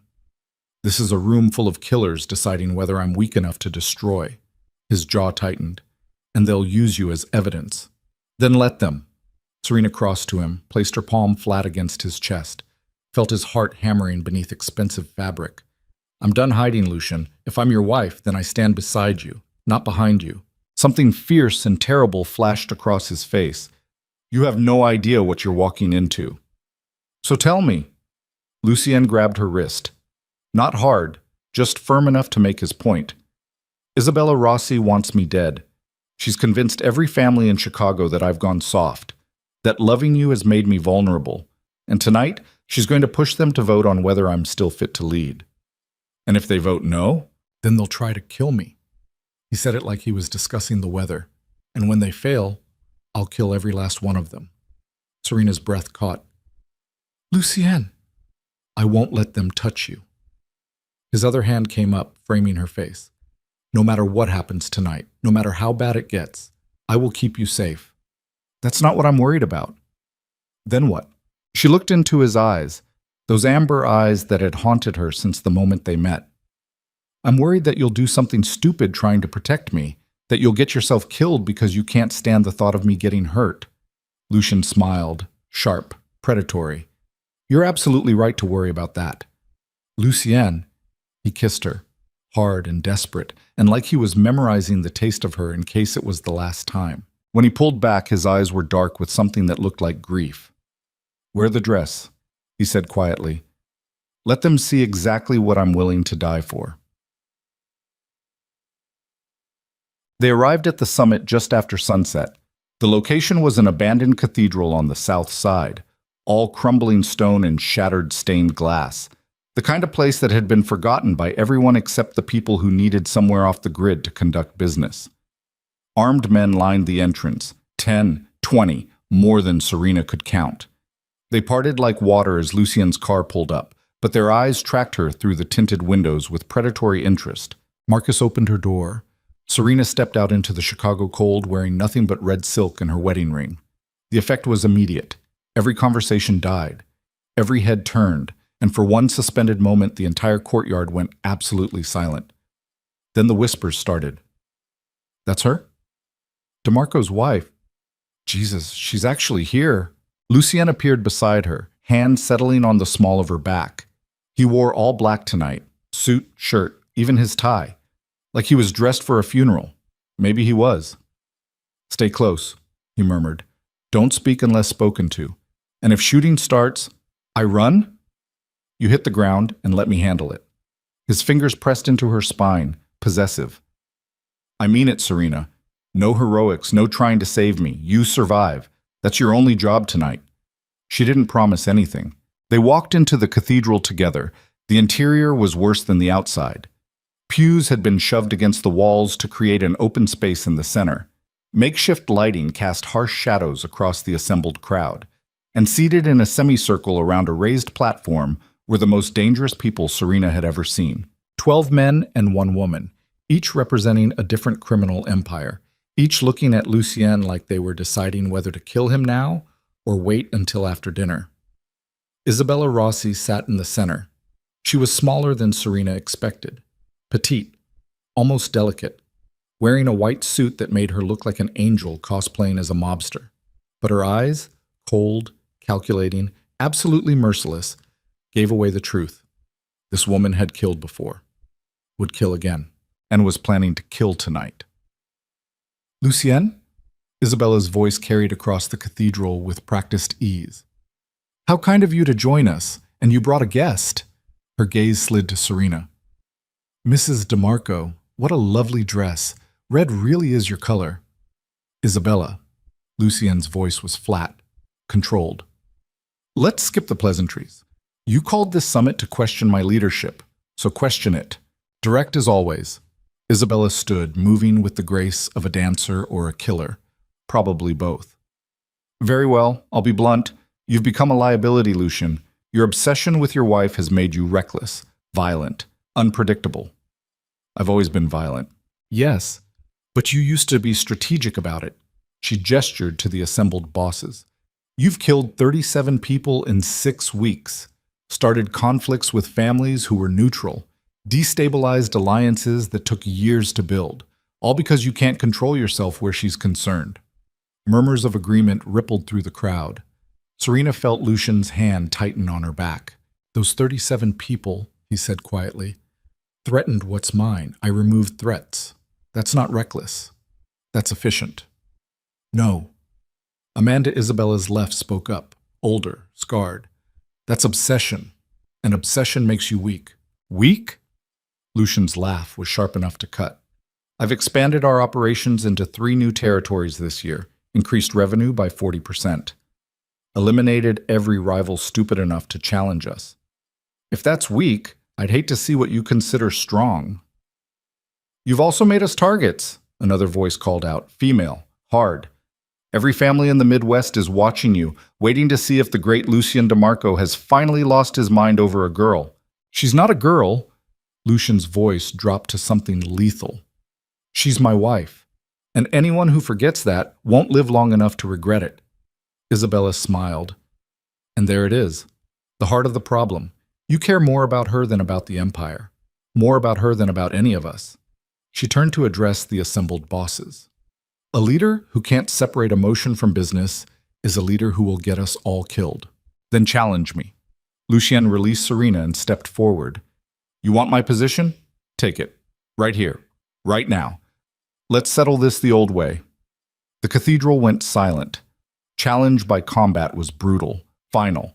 Winner took everything. Loser died bleeding on the floor. Isabella's smile widened. I was hoping you'd say that. She snapped her fingers. The doors burst open, and 6 men entered carrying someone between them. Serena's heart stopped, because the person they dragged into the cathedral, bloodied, beaten, barely conscious, was her father. Dad! The scream tore out of her before she could stop it. Thomas Vale's head lifted. His eyes found hers, and the look of absolute defeat on his face made something inside Serena shatter. Let him go, she heard herself say. This has nothing to do with him. It has everything to do with him. Isabella walked over to where they dumped Thomas on the stone floor. This is what Lucien doesn't understand. In our world, everything you love is a weapon someone else can use against you. She pulled out a gun, pressed it against Thomas's temple. So here's my challenge, Lucien. You want to keep your position, your empire, your precious wife? She cocked the gun. Choose one. Time stopped. Serena couldn't breathe, couldn't think, Couldn't do anything except stare at her father kneeling on the ground with a gun to his head. "You're bluffing," Lucien said, but his voice had lost its certainty. "Am I?" Isabella's finger moved to the trigger. "I'll give you 10 seconds to decide. The Empire or the girl. Choose wisely." "Don't!" Thomas coughed blood. "Don't choose me, sweetheart. I'm dying anyway." "Dad, shut up." 10. Isabella began counting. Lucien didn't move, didn't speak, just stood there with every muscle in his body coiled tight enough to snap. 9. Serena's mind raced. There had to be a way out. Had to be something she could do, some bargain she could make. 8. "I'll leave him." The words burst out before she could stop them. "I'll divorce Lucien, walk away, never come back, just let my father go." "Serena, no." Lucien started toward her. 7. "I mean it." Serena stepped forward, away from Lucien, toward Isabella. "You want proof he cares more about me than the Empire? Fine. You have it. Now let my father go and I'll disappear." Isabella paused her counting, studied Serena with clinical interest. "You'd sacrifice yourself for him?" "In a heartbeat." "Interesting." Isabella's smile turned cruel. "But I don't want you to leave, Mrs. DeMarco. I want you to stay. I want Lucien to watch while I kill everyone he loves and take everything he's built." She turned back to Thomas. 6. "Wait." Serena lunged forward. Lucien caught her, spun her around, and the look in his eyes was absolutely feral. "Don't you dare!" he snarled. "Don't you fucking dare sacrifice yourself." 5. "I can't let her kill him." "She's not going to kill anyone." Lucien released Serena and turned to face Isabella. "Because I accept your challenge." Isabella's eyebrows rose. "Which part?" "All of it." He spread his arms wide. "You want to know if I'm weak? If loving her has destroyed my judgment? Fine. Prove it. Combat. You and me. Winner takes the Empire. Loser dies." He paused. "But when I win, you release Thomas. And you swear on your family's honor that you'll never touch my wife again. And when I win, you won't." Isabella studied him for a long moment. Then she smiled. "Accepted.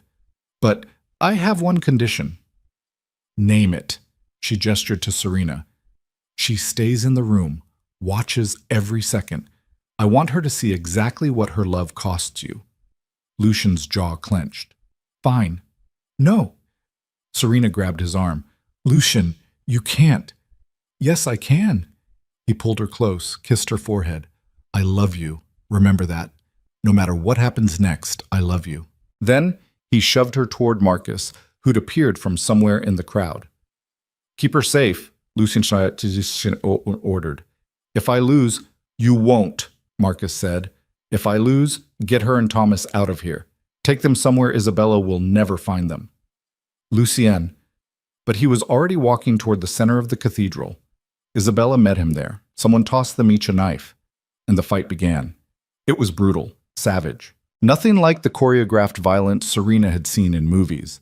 This was real, raw. Two predators trying to kill each other with surgical efficiency. Isabella moved like a dancer, fast, precise, using her smaller size to slip under Lucien's guard.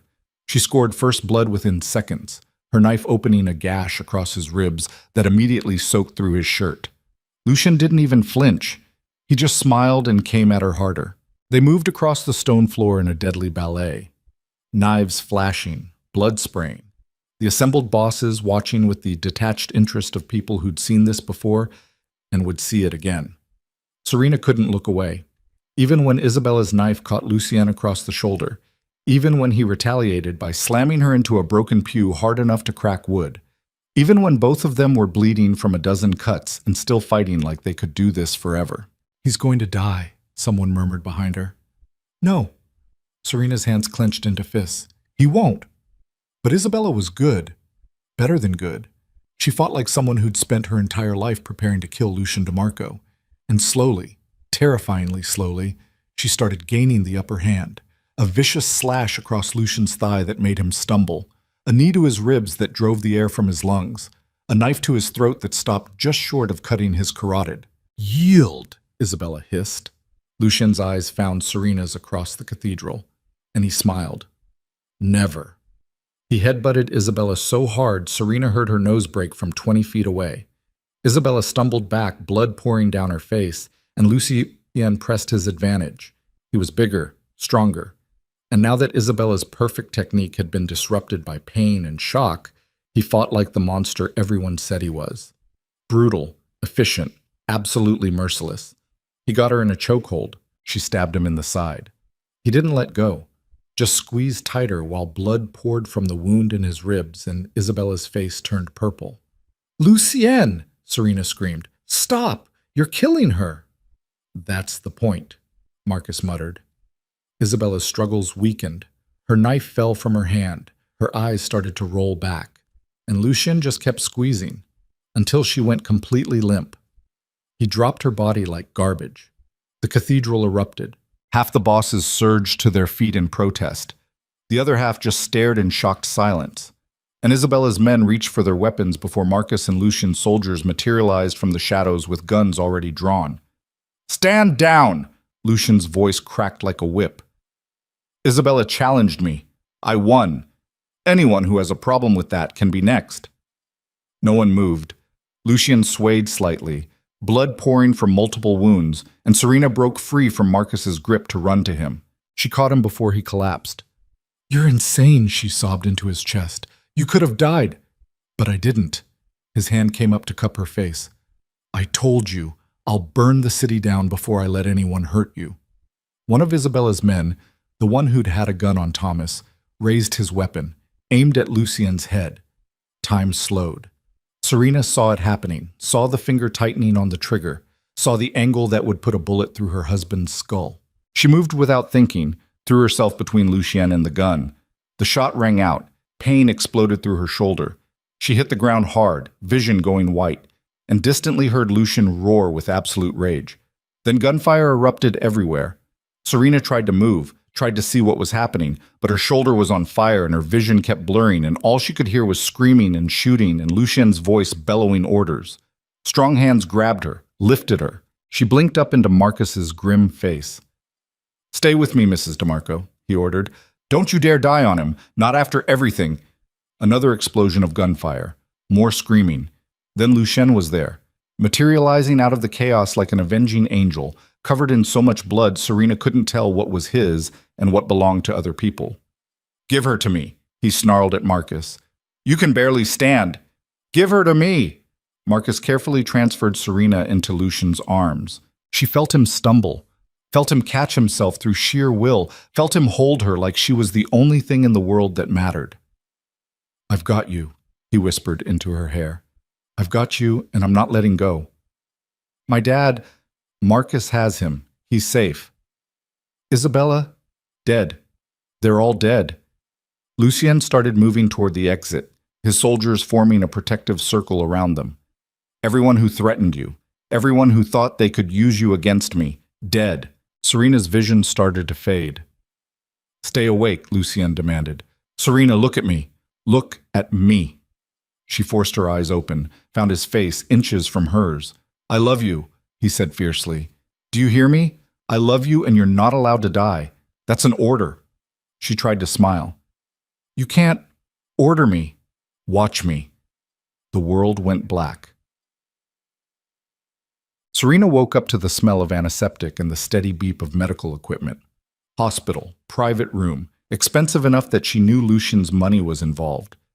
She tried to sit up and immediately regretted it. Pain lanced through her shoulder like someone had stuck a hot poker through the muscle. "Don't move," Lucien's voice came from beside the bed. She turned her head carefully. He sat in a chair pulled close to her bedside, looking like death warmed over. Bandages covered most of his torso. Stitches closed a gash above his eyebrow. His left arm was in a sling, but he was alive. "You look terrible," Serena croaked. "You got shot." His hand found hers, squeezed gently. "You threw yourself in front of a bullet meant for me. You threw yourself in front of an entire cathedral full of killers for me. That's different." "How?" "Because I'm expendable. You're not."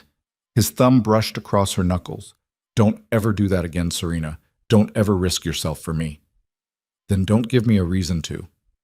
They stared at each other for a long moment.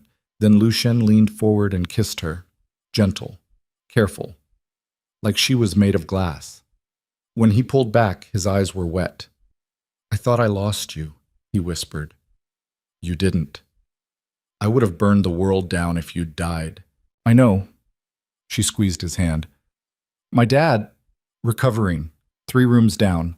Marcus is guarding him personally. Relief flooded through her. And Isabella? Dead, along with 7 of her top lieutenants and anyone else who decided tonight was a good night to challenge me. Lucien's expression hardened. The Rossi family is finished. Their operations have been absorbed, their territory claimed, and anyone who wants to question my leadership knows exactly what I'm capable of. So you won. We won. He brought her hand to his lips. You stood beside me when every rational person would have run. You took a bullet for me. His voice cracked. You chose me, Serena. Even knowing what I am, what I've done, you chose me. I love you, she said simply. Monster and all. Lucien closed his eyes. When he opened them again, they were filled with something that looked like wonder. I don't deserve you. Probably not. I'm never letting you go. I know, and I'm going to spend the rest of my life making sure you never regret choosing me. Serena smiled despite the pain. That's a long time, Lucien. I have a long memory. He stood carefully, minding his injuries, and leaned over the hospital bed. Rest, heal, and when you're strong enough, I'm taking you somewhere safe while I finish cleaning up this mess. No. He blinked. No, I'm not hiding anymore. Serena met his gaze. I'm your wife, your partner, and if we're doing this, if we're really building a life together, then I stand beside you, no matter what comes next. For a long moment, Lucien just stared at her. Then he smiled, sharp, dangerous, and somehow tender.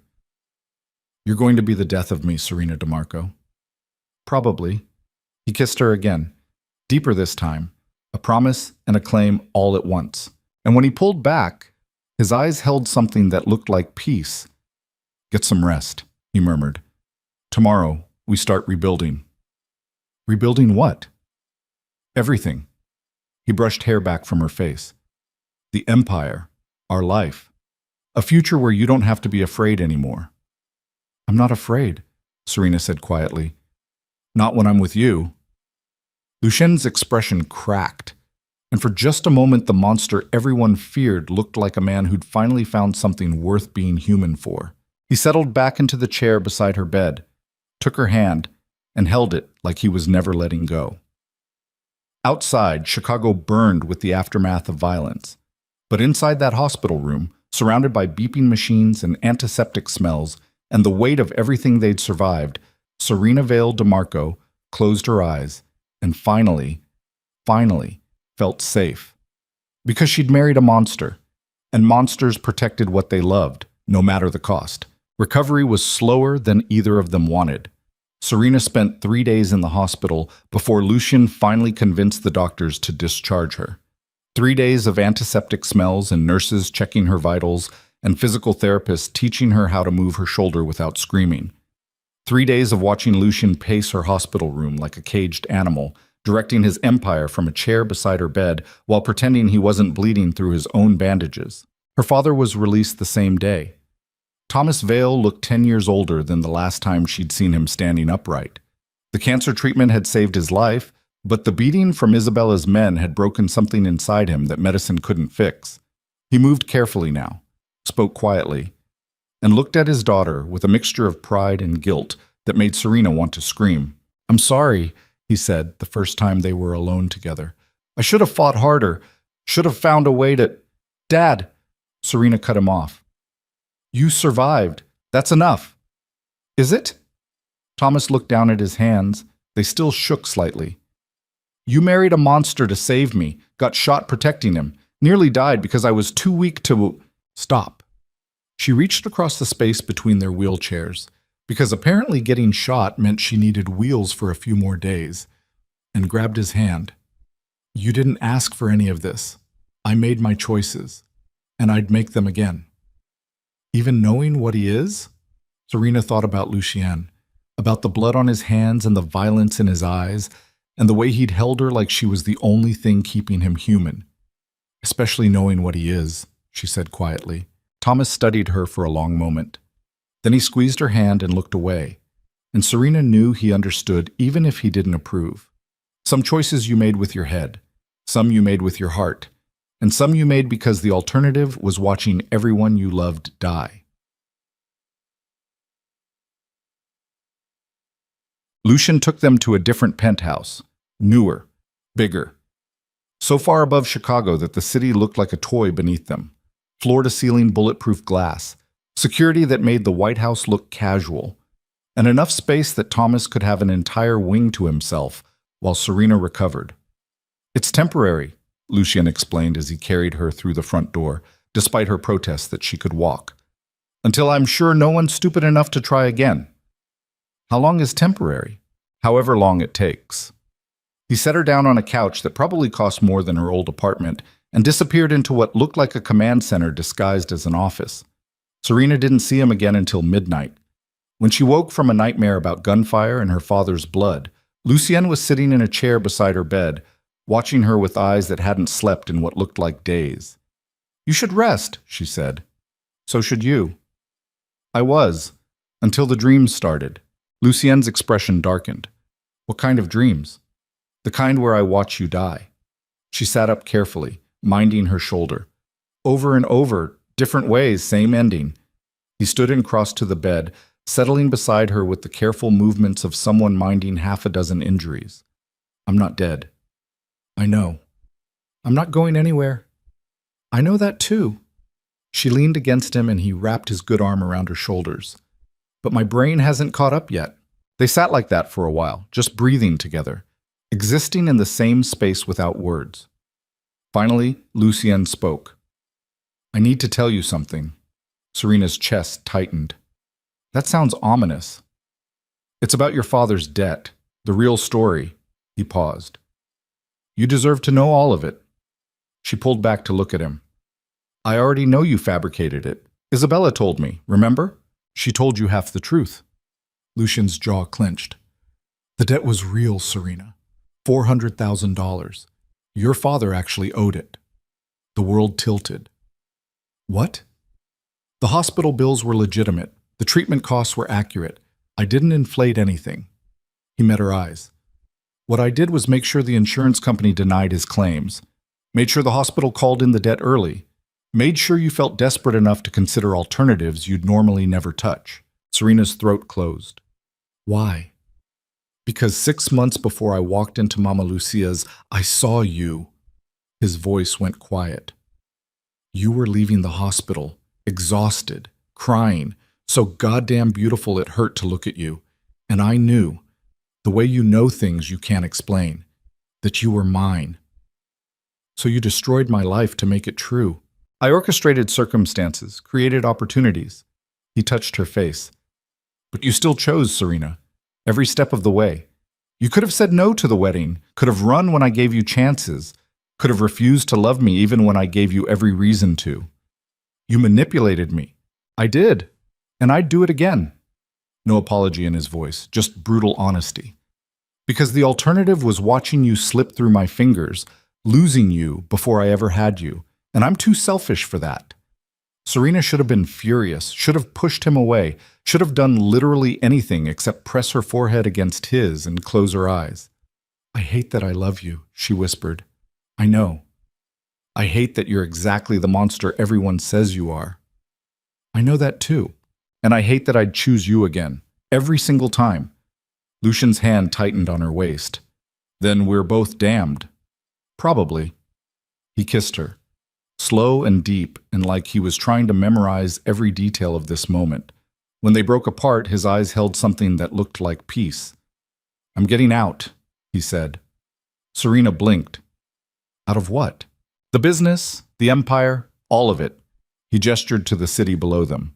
"I've spent the last 3 days liquidating assets, transferring operations to people who can run them without me, setting up legitimate businesses to replace the illegal ones." "Lucien, I almost lost you." His voice cracked. "Twice." And I realized something while you were unconscious in that hospital bed. I don't want to be the king of Chicago's underworld anymore. I just want to be your husband. Tears burned behind Serena's eyes. You can't just walk away from an empire. Watch me. They'll come after you.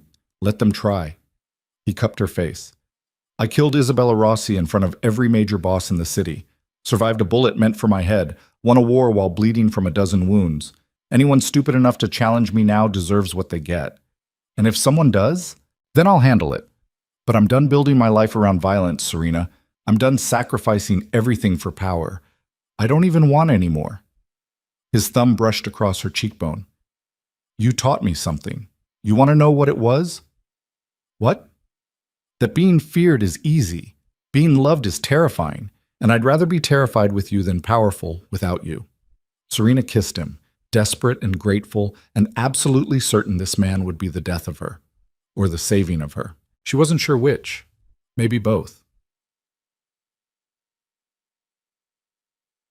The next 3 months passed in a strange, suspended reality. Lucian kept his word. He dismantled the DeMarco empire piece by piece, transferring operations to trusted lieutenants and severing ties with anyone too violent or too stupid to go legitimate.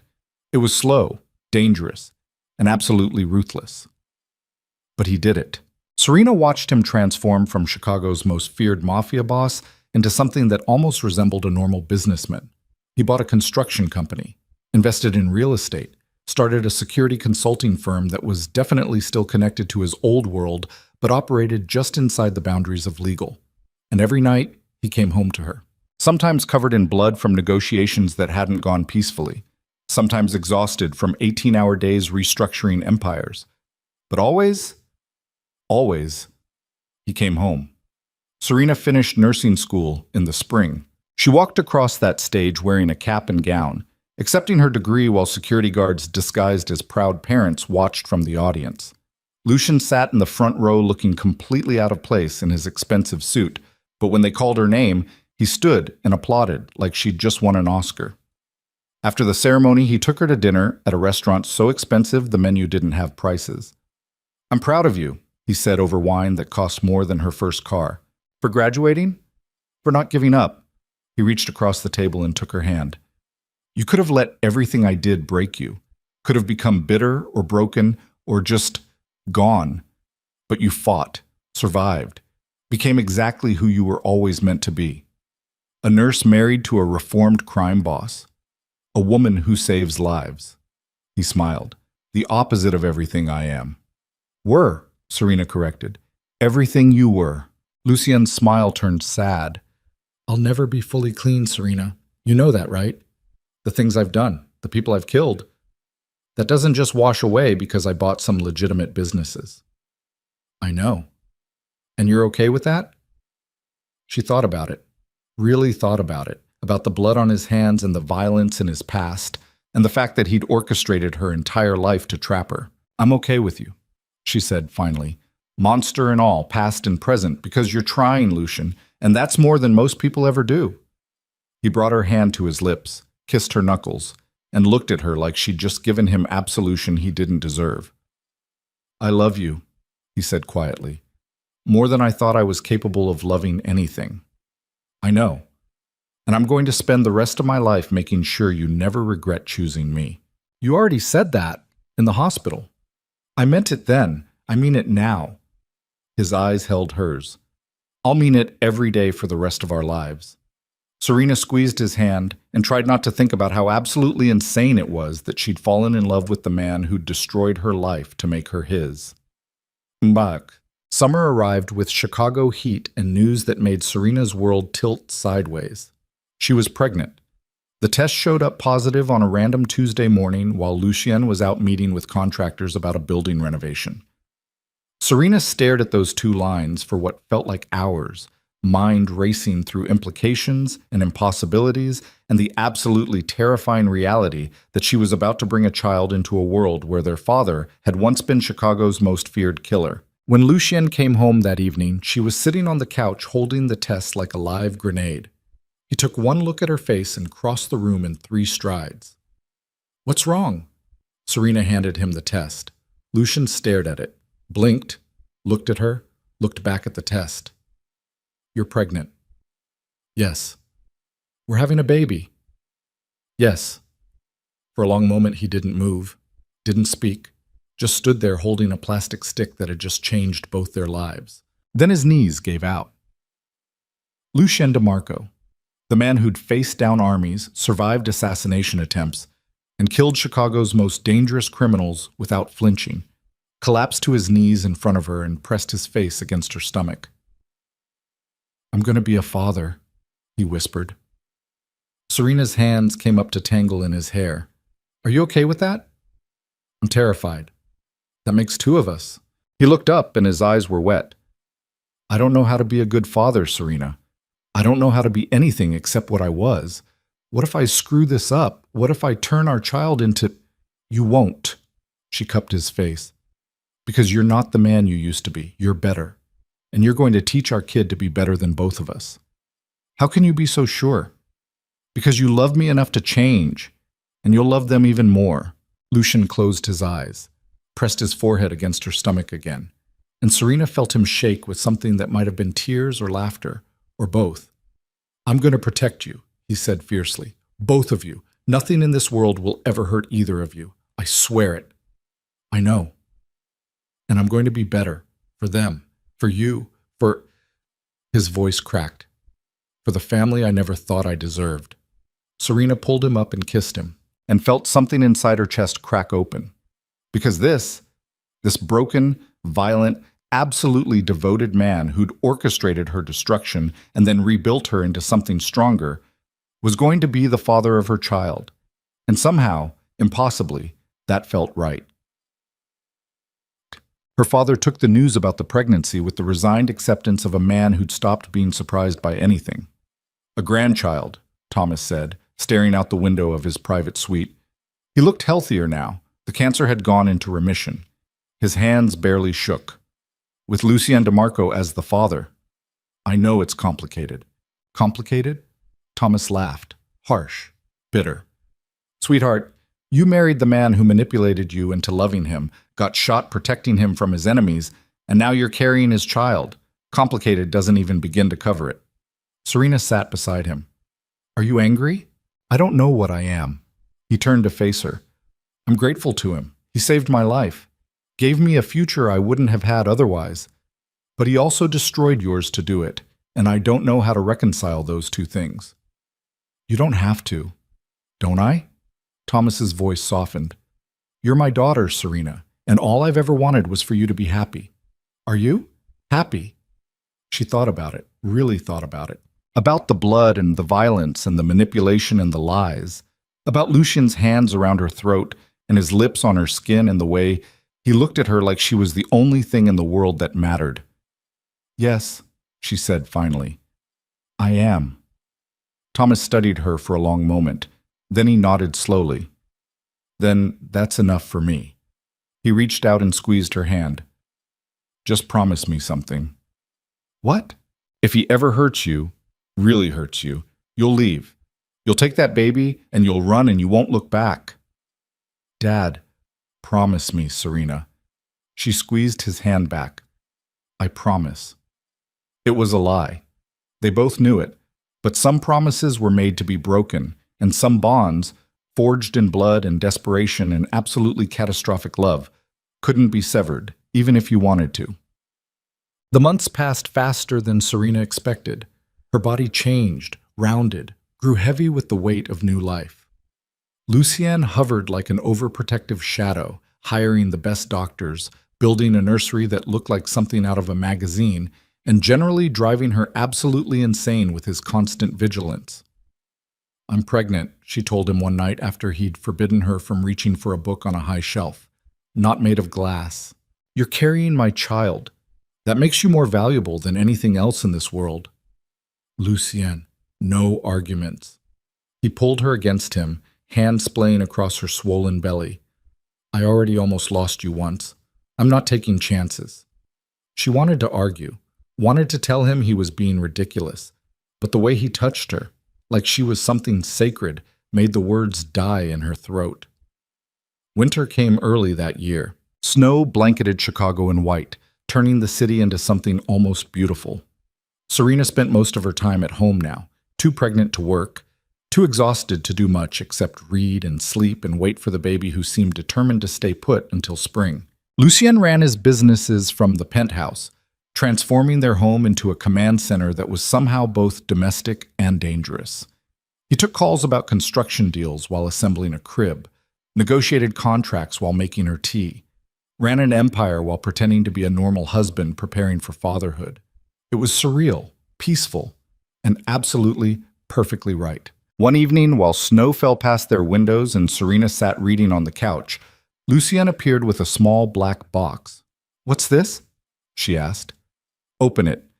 Inside was a necklace. Simple, elegant, a single diamond pendant on a platinum chain. "It's beautiful," Serena breathed. "It's a promise." Lucien took the necklace and fastened it around her throat. "When you wear this, you're protected. Anyone who sees it knows you're mine, and anyone stupid enough to threaten you knows exactly what I'll do to them." "Lucien, I know I can't erase what I did to you, can't undo the manipulation or the lies or the way I trapped you." His hands settled on her shoulders. "But I can promise you this. From now until the day I die, I will protect you. I will fight for you. I will be whatever you need me to be." He pressed his lips to her temple. "You saved me, Serena, from myself, from the monster I was becoming, and I'm going to spend the rest of my life being worthy of that salvation." Serena turned and kissed him, deep and slow and filled with everything she couldn't put into words. When they broke apart, she touched the necklace. "Thank you," she whispered. "For what?" "For catching me when I fell." Lucien smiled. "You never fell, Serena. You jumped, and I'll spend forever being grateful you did." Their daughter was born on a freezing February morning. 7 pounds, 3 ounces. Dark hair like her father, eyes that would probably turn amber given time, and lungs powerful enough that her first cry echoed through the entire delivery room like a declaration of war. Lucien held her for the first time with hands that shook. "She's so small," he whispered. "She's perfect," Serena corrected from the hospital bed. The baby, they decided to name her Elena, squirmed in his arms, and Lucien looked absolutely terrified. "What if I drop her?" "You won't." "What if I mess this up?" "You won't." "Serena," his voice cracked. "I've killed people, destroyed lives, built an empire on blood and violence. How am I supposed to be a father to something this innocent?" Serena reached out and took his hand. "The same way you became a husband to me. One day at a time, one choice at a time, deciding to be better than you were yesterday." Lucien looked down at Elena, then back at Serena, and something in his expression shifted, softened, became something that looked almost like peace. "I love you," he said quietly. "Both of you. More than I thought I was capable of loving anything. We love you too. Even knowing what I am, especially knowing what you are." Serena smiled, monster and all. Lucien laughed, soft and broken and absolutely real. And for the first time since she'd met him, Serena saw him completely at peace with who he'd become. Not the Ice Prince of Chicago, not the killer who'd built an empire on fear, just a man holding his daughter and looking at his wife like they were the only things in the world that mattered. Chapped. They brought Elena home to a penthouse that had been transformed into something that almost resembled normal. No more war rooms, no more emergency protocols, just a nursery with soft colors and a crib that Lucien had assembled himself and enough baby supplies to stock a small country. Serena settled into motherhood with the same determination she'd brought to everything else. Sleepless nights, endless feedings, the beautiful chaos of keeping a tiny human alive while running on 2 hours of sleep and cold coffee. Lucien hovered like an overprotective shadow, handling middle-of-the-night diaper changes with the same intensity he'd once brought to contract negotiations. He was surprisingly good at it, patient, gentle, absolutely devoted. "You're a natural," Serena told him one night while he rocked Elena back to sleep. "I'm terrified every second of every day," he admitted, convinced I'm going to break her or do something wrong or... "Welcome to parenthood," he laughed quietly. "Is it always like this?" "I don't know. I've never done it before either." She moved to stand beside him, watching their daughter sleep. But we'll figure it out together. Lucien looked at her. Together. Together, she confirmed. He shifted Elena to one arm and pulled Serena close with the other, and they stood there in the soft glow of the nursery nightlight, watching their daughter breathe, surrounded by a peace neither of them had ever expected to find. Outside, Chicago still burned with corruption and violence and all the darkness they'd left behind. But inside their home, there was light, hard-won, blood-bought, absolutely real. Was. Serena returned to work when Elena was 6 months old. Not because she needed the money. Lucien had made sure they'd never worry about finances again. But because she'd spent 4 years studying to become a nurse, and she wasn't about to let that go to waste. She took a position at County General, Pediatrics, the same hospital where her father had been treated, where she'd watched him nearly die before Lucien's money saved him. It felt right somehow. Closing the circle. Lucien didn't love the idea of her working, hated the thought of her exposed to the world without his protection. But he hired the best security money could buy and learned to let her go every morning without locking her in a cage. "You're getting better at this," Serena told him one morning while she got ready for a shift. "At what?" "Not being a monster," he smiled. "I'm still a monster, Serena. I've just learned to hide it better." "No." She crossed to him and pressed her palm against his chest, felt his heart beating beneath expensive fabric. "You've learned to be human. There's a difference." "Is there?" "Yes." She kissed him, quick and certain. "Monsters don't change. Humans do. And you, Lucien DeMarco, have changed more than anyone I've ever met." He pulled her close, held her like she was the only thing keeping him grounded. "I love you," he whispered into her hair. "Thank you for teaching a monster how to become a man. Thank you for catching me when I fell." They stood like that for a moment, just breathing together, existing in the same space. Then Serena pulled away, grabbed her bag, and headed for the door. "Be safe," Lucien called after her. "Always am." "And Serena?" She turned. He stood silhouetted against the floor-to-ceiling windows. Chicago spread out behind him like a kingdom he'd conquered and abandoned. "Come home to me." It wasn't a request. It was a prayer. "Always," she promised, and meant it. Check. That evening, Serena walked through the doors of County General and felt something inside her settle. This was where she belonged, not in penthouses or war rooms or the wreckage of Lucien's former empire, but here, saving lives, making a difference, being the opposite of everything he'd once been. She treated a boy with a broken arm, a girl with pneumonia, a baby with a fever that broke around midnight, leaving exhausted parents crying with relief. And when her shift ended at dawn, she walked out into Chicago cold, wearing scrubs and exhaustion and a diamond necklace that marked her as Lucien DeMarco's wife. Security waited by the car. Same faces she'd seen for months now. Good men, loyal, paid extremely well to make sure nothing happened to her. They drove through a city just waking up, past neighborhoods Lucien had once controlled through fear, toward a penthouse that had stopped feeling like a prison and started feeling like home. When she walked through the door, she found Lucien in the nursery. He sat in the rocking chair they'd bought together, holding Elena against his chest while she slept. His eyes were closed, his expression peaceful. Serena's heart clenched, because this man who'd orchestrated her destruction and then rebuilt her into something stronger, had become the father she never knew she wanted for her child. "Hey," she said softly. Lucien's eyes opened. "Hey yourself. How was work?" "Exhausting, beautiful, everything I needed it to be." She crossed to him and pressed a kiss to his forehead. "How was your night?" "Elena had a nightmare around 2. Took an hour to get her back down." He smiled tiredly. "But we managed." "You're getting good at this." "I'm getting better." He stood carefully, transferring Elena to her crib with practiced ease. "Still terrified I'm going to mess it all up." "Join the club." They stood together watching their daughter sleep, and Serena felt the weight of everything they'd survived settle over her like a blanket. The manipulation, the violence, the blood, and the lies, and the absolutely catastrophic love that had transformed them both. "Do you regret it?" Lucien asked quietly. "Any of it?" Serena thought about the girl she'd been before him, broke, desperate, drowning in debt and exhaustion and a future that looked like nothing but struggle. Then she thought about the woman she'd become. A wife? A mother?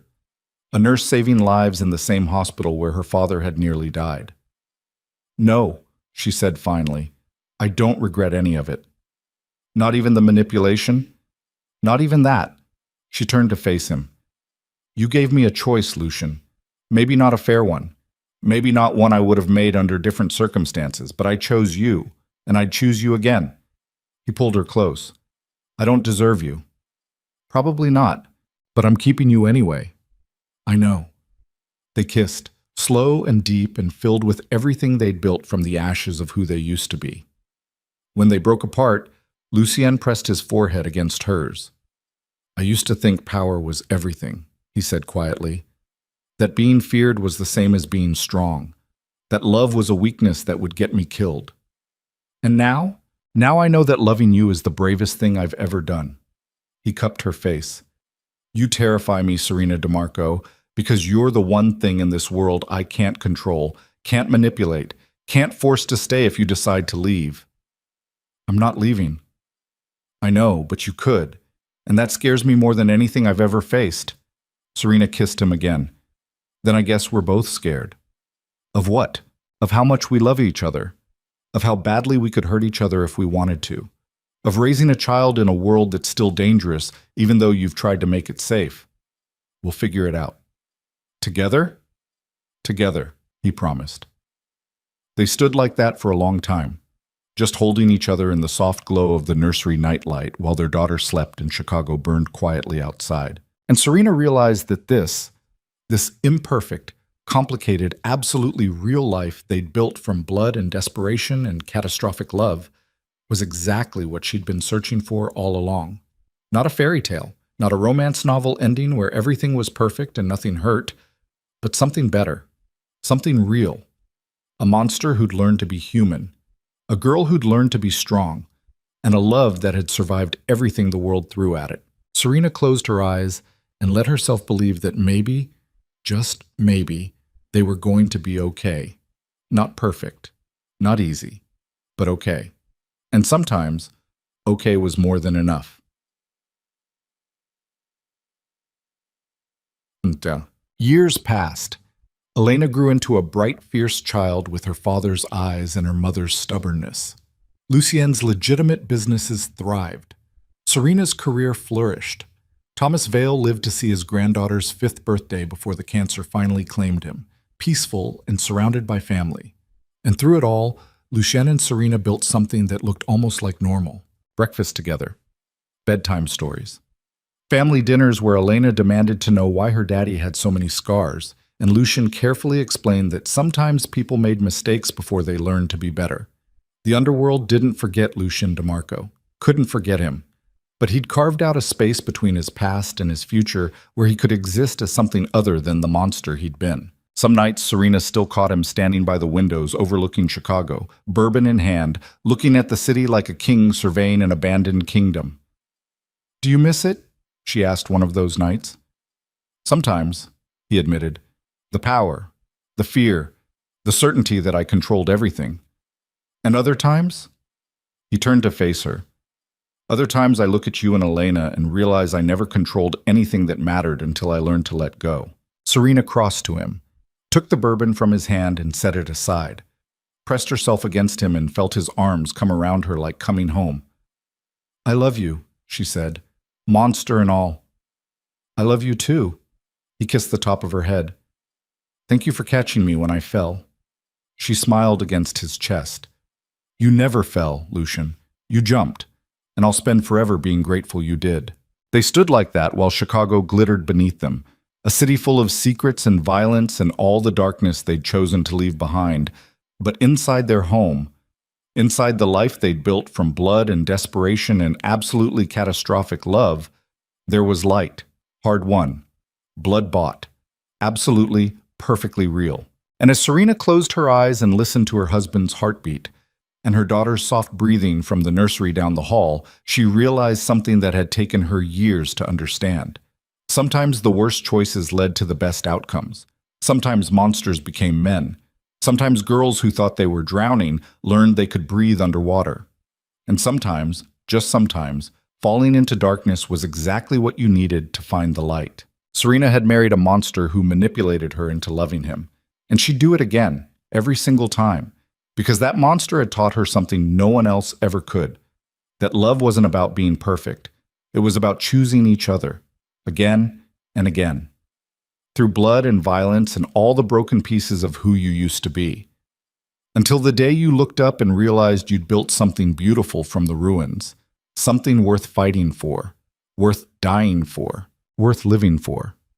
Serena pressed a kiss to Lucian's chest, right over his heart. "Thank you," she whispered. "For what?" "For catching me." Lucian's arms tightened around her. "Always," he promised, and meant it.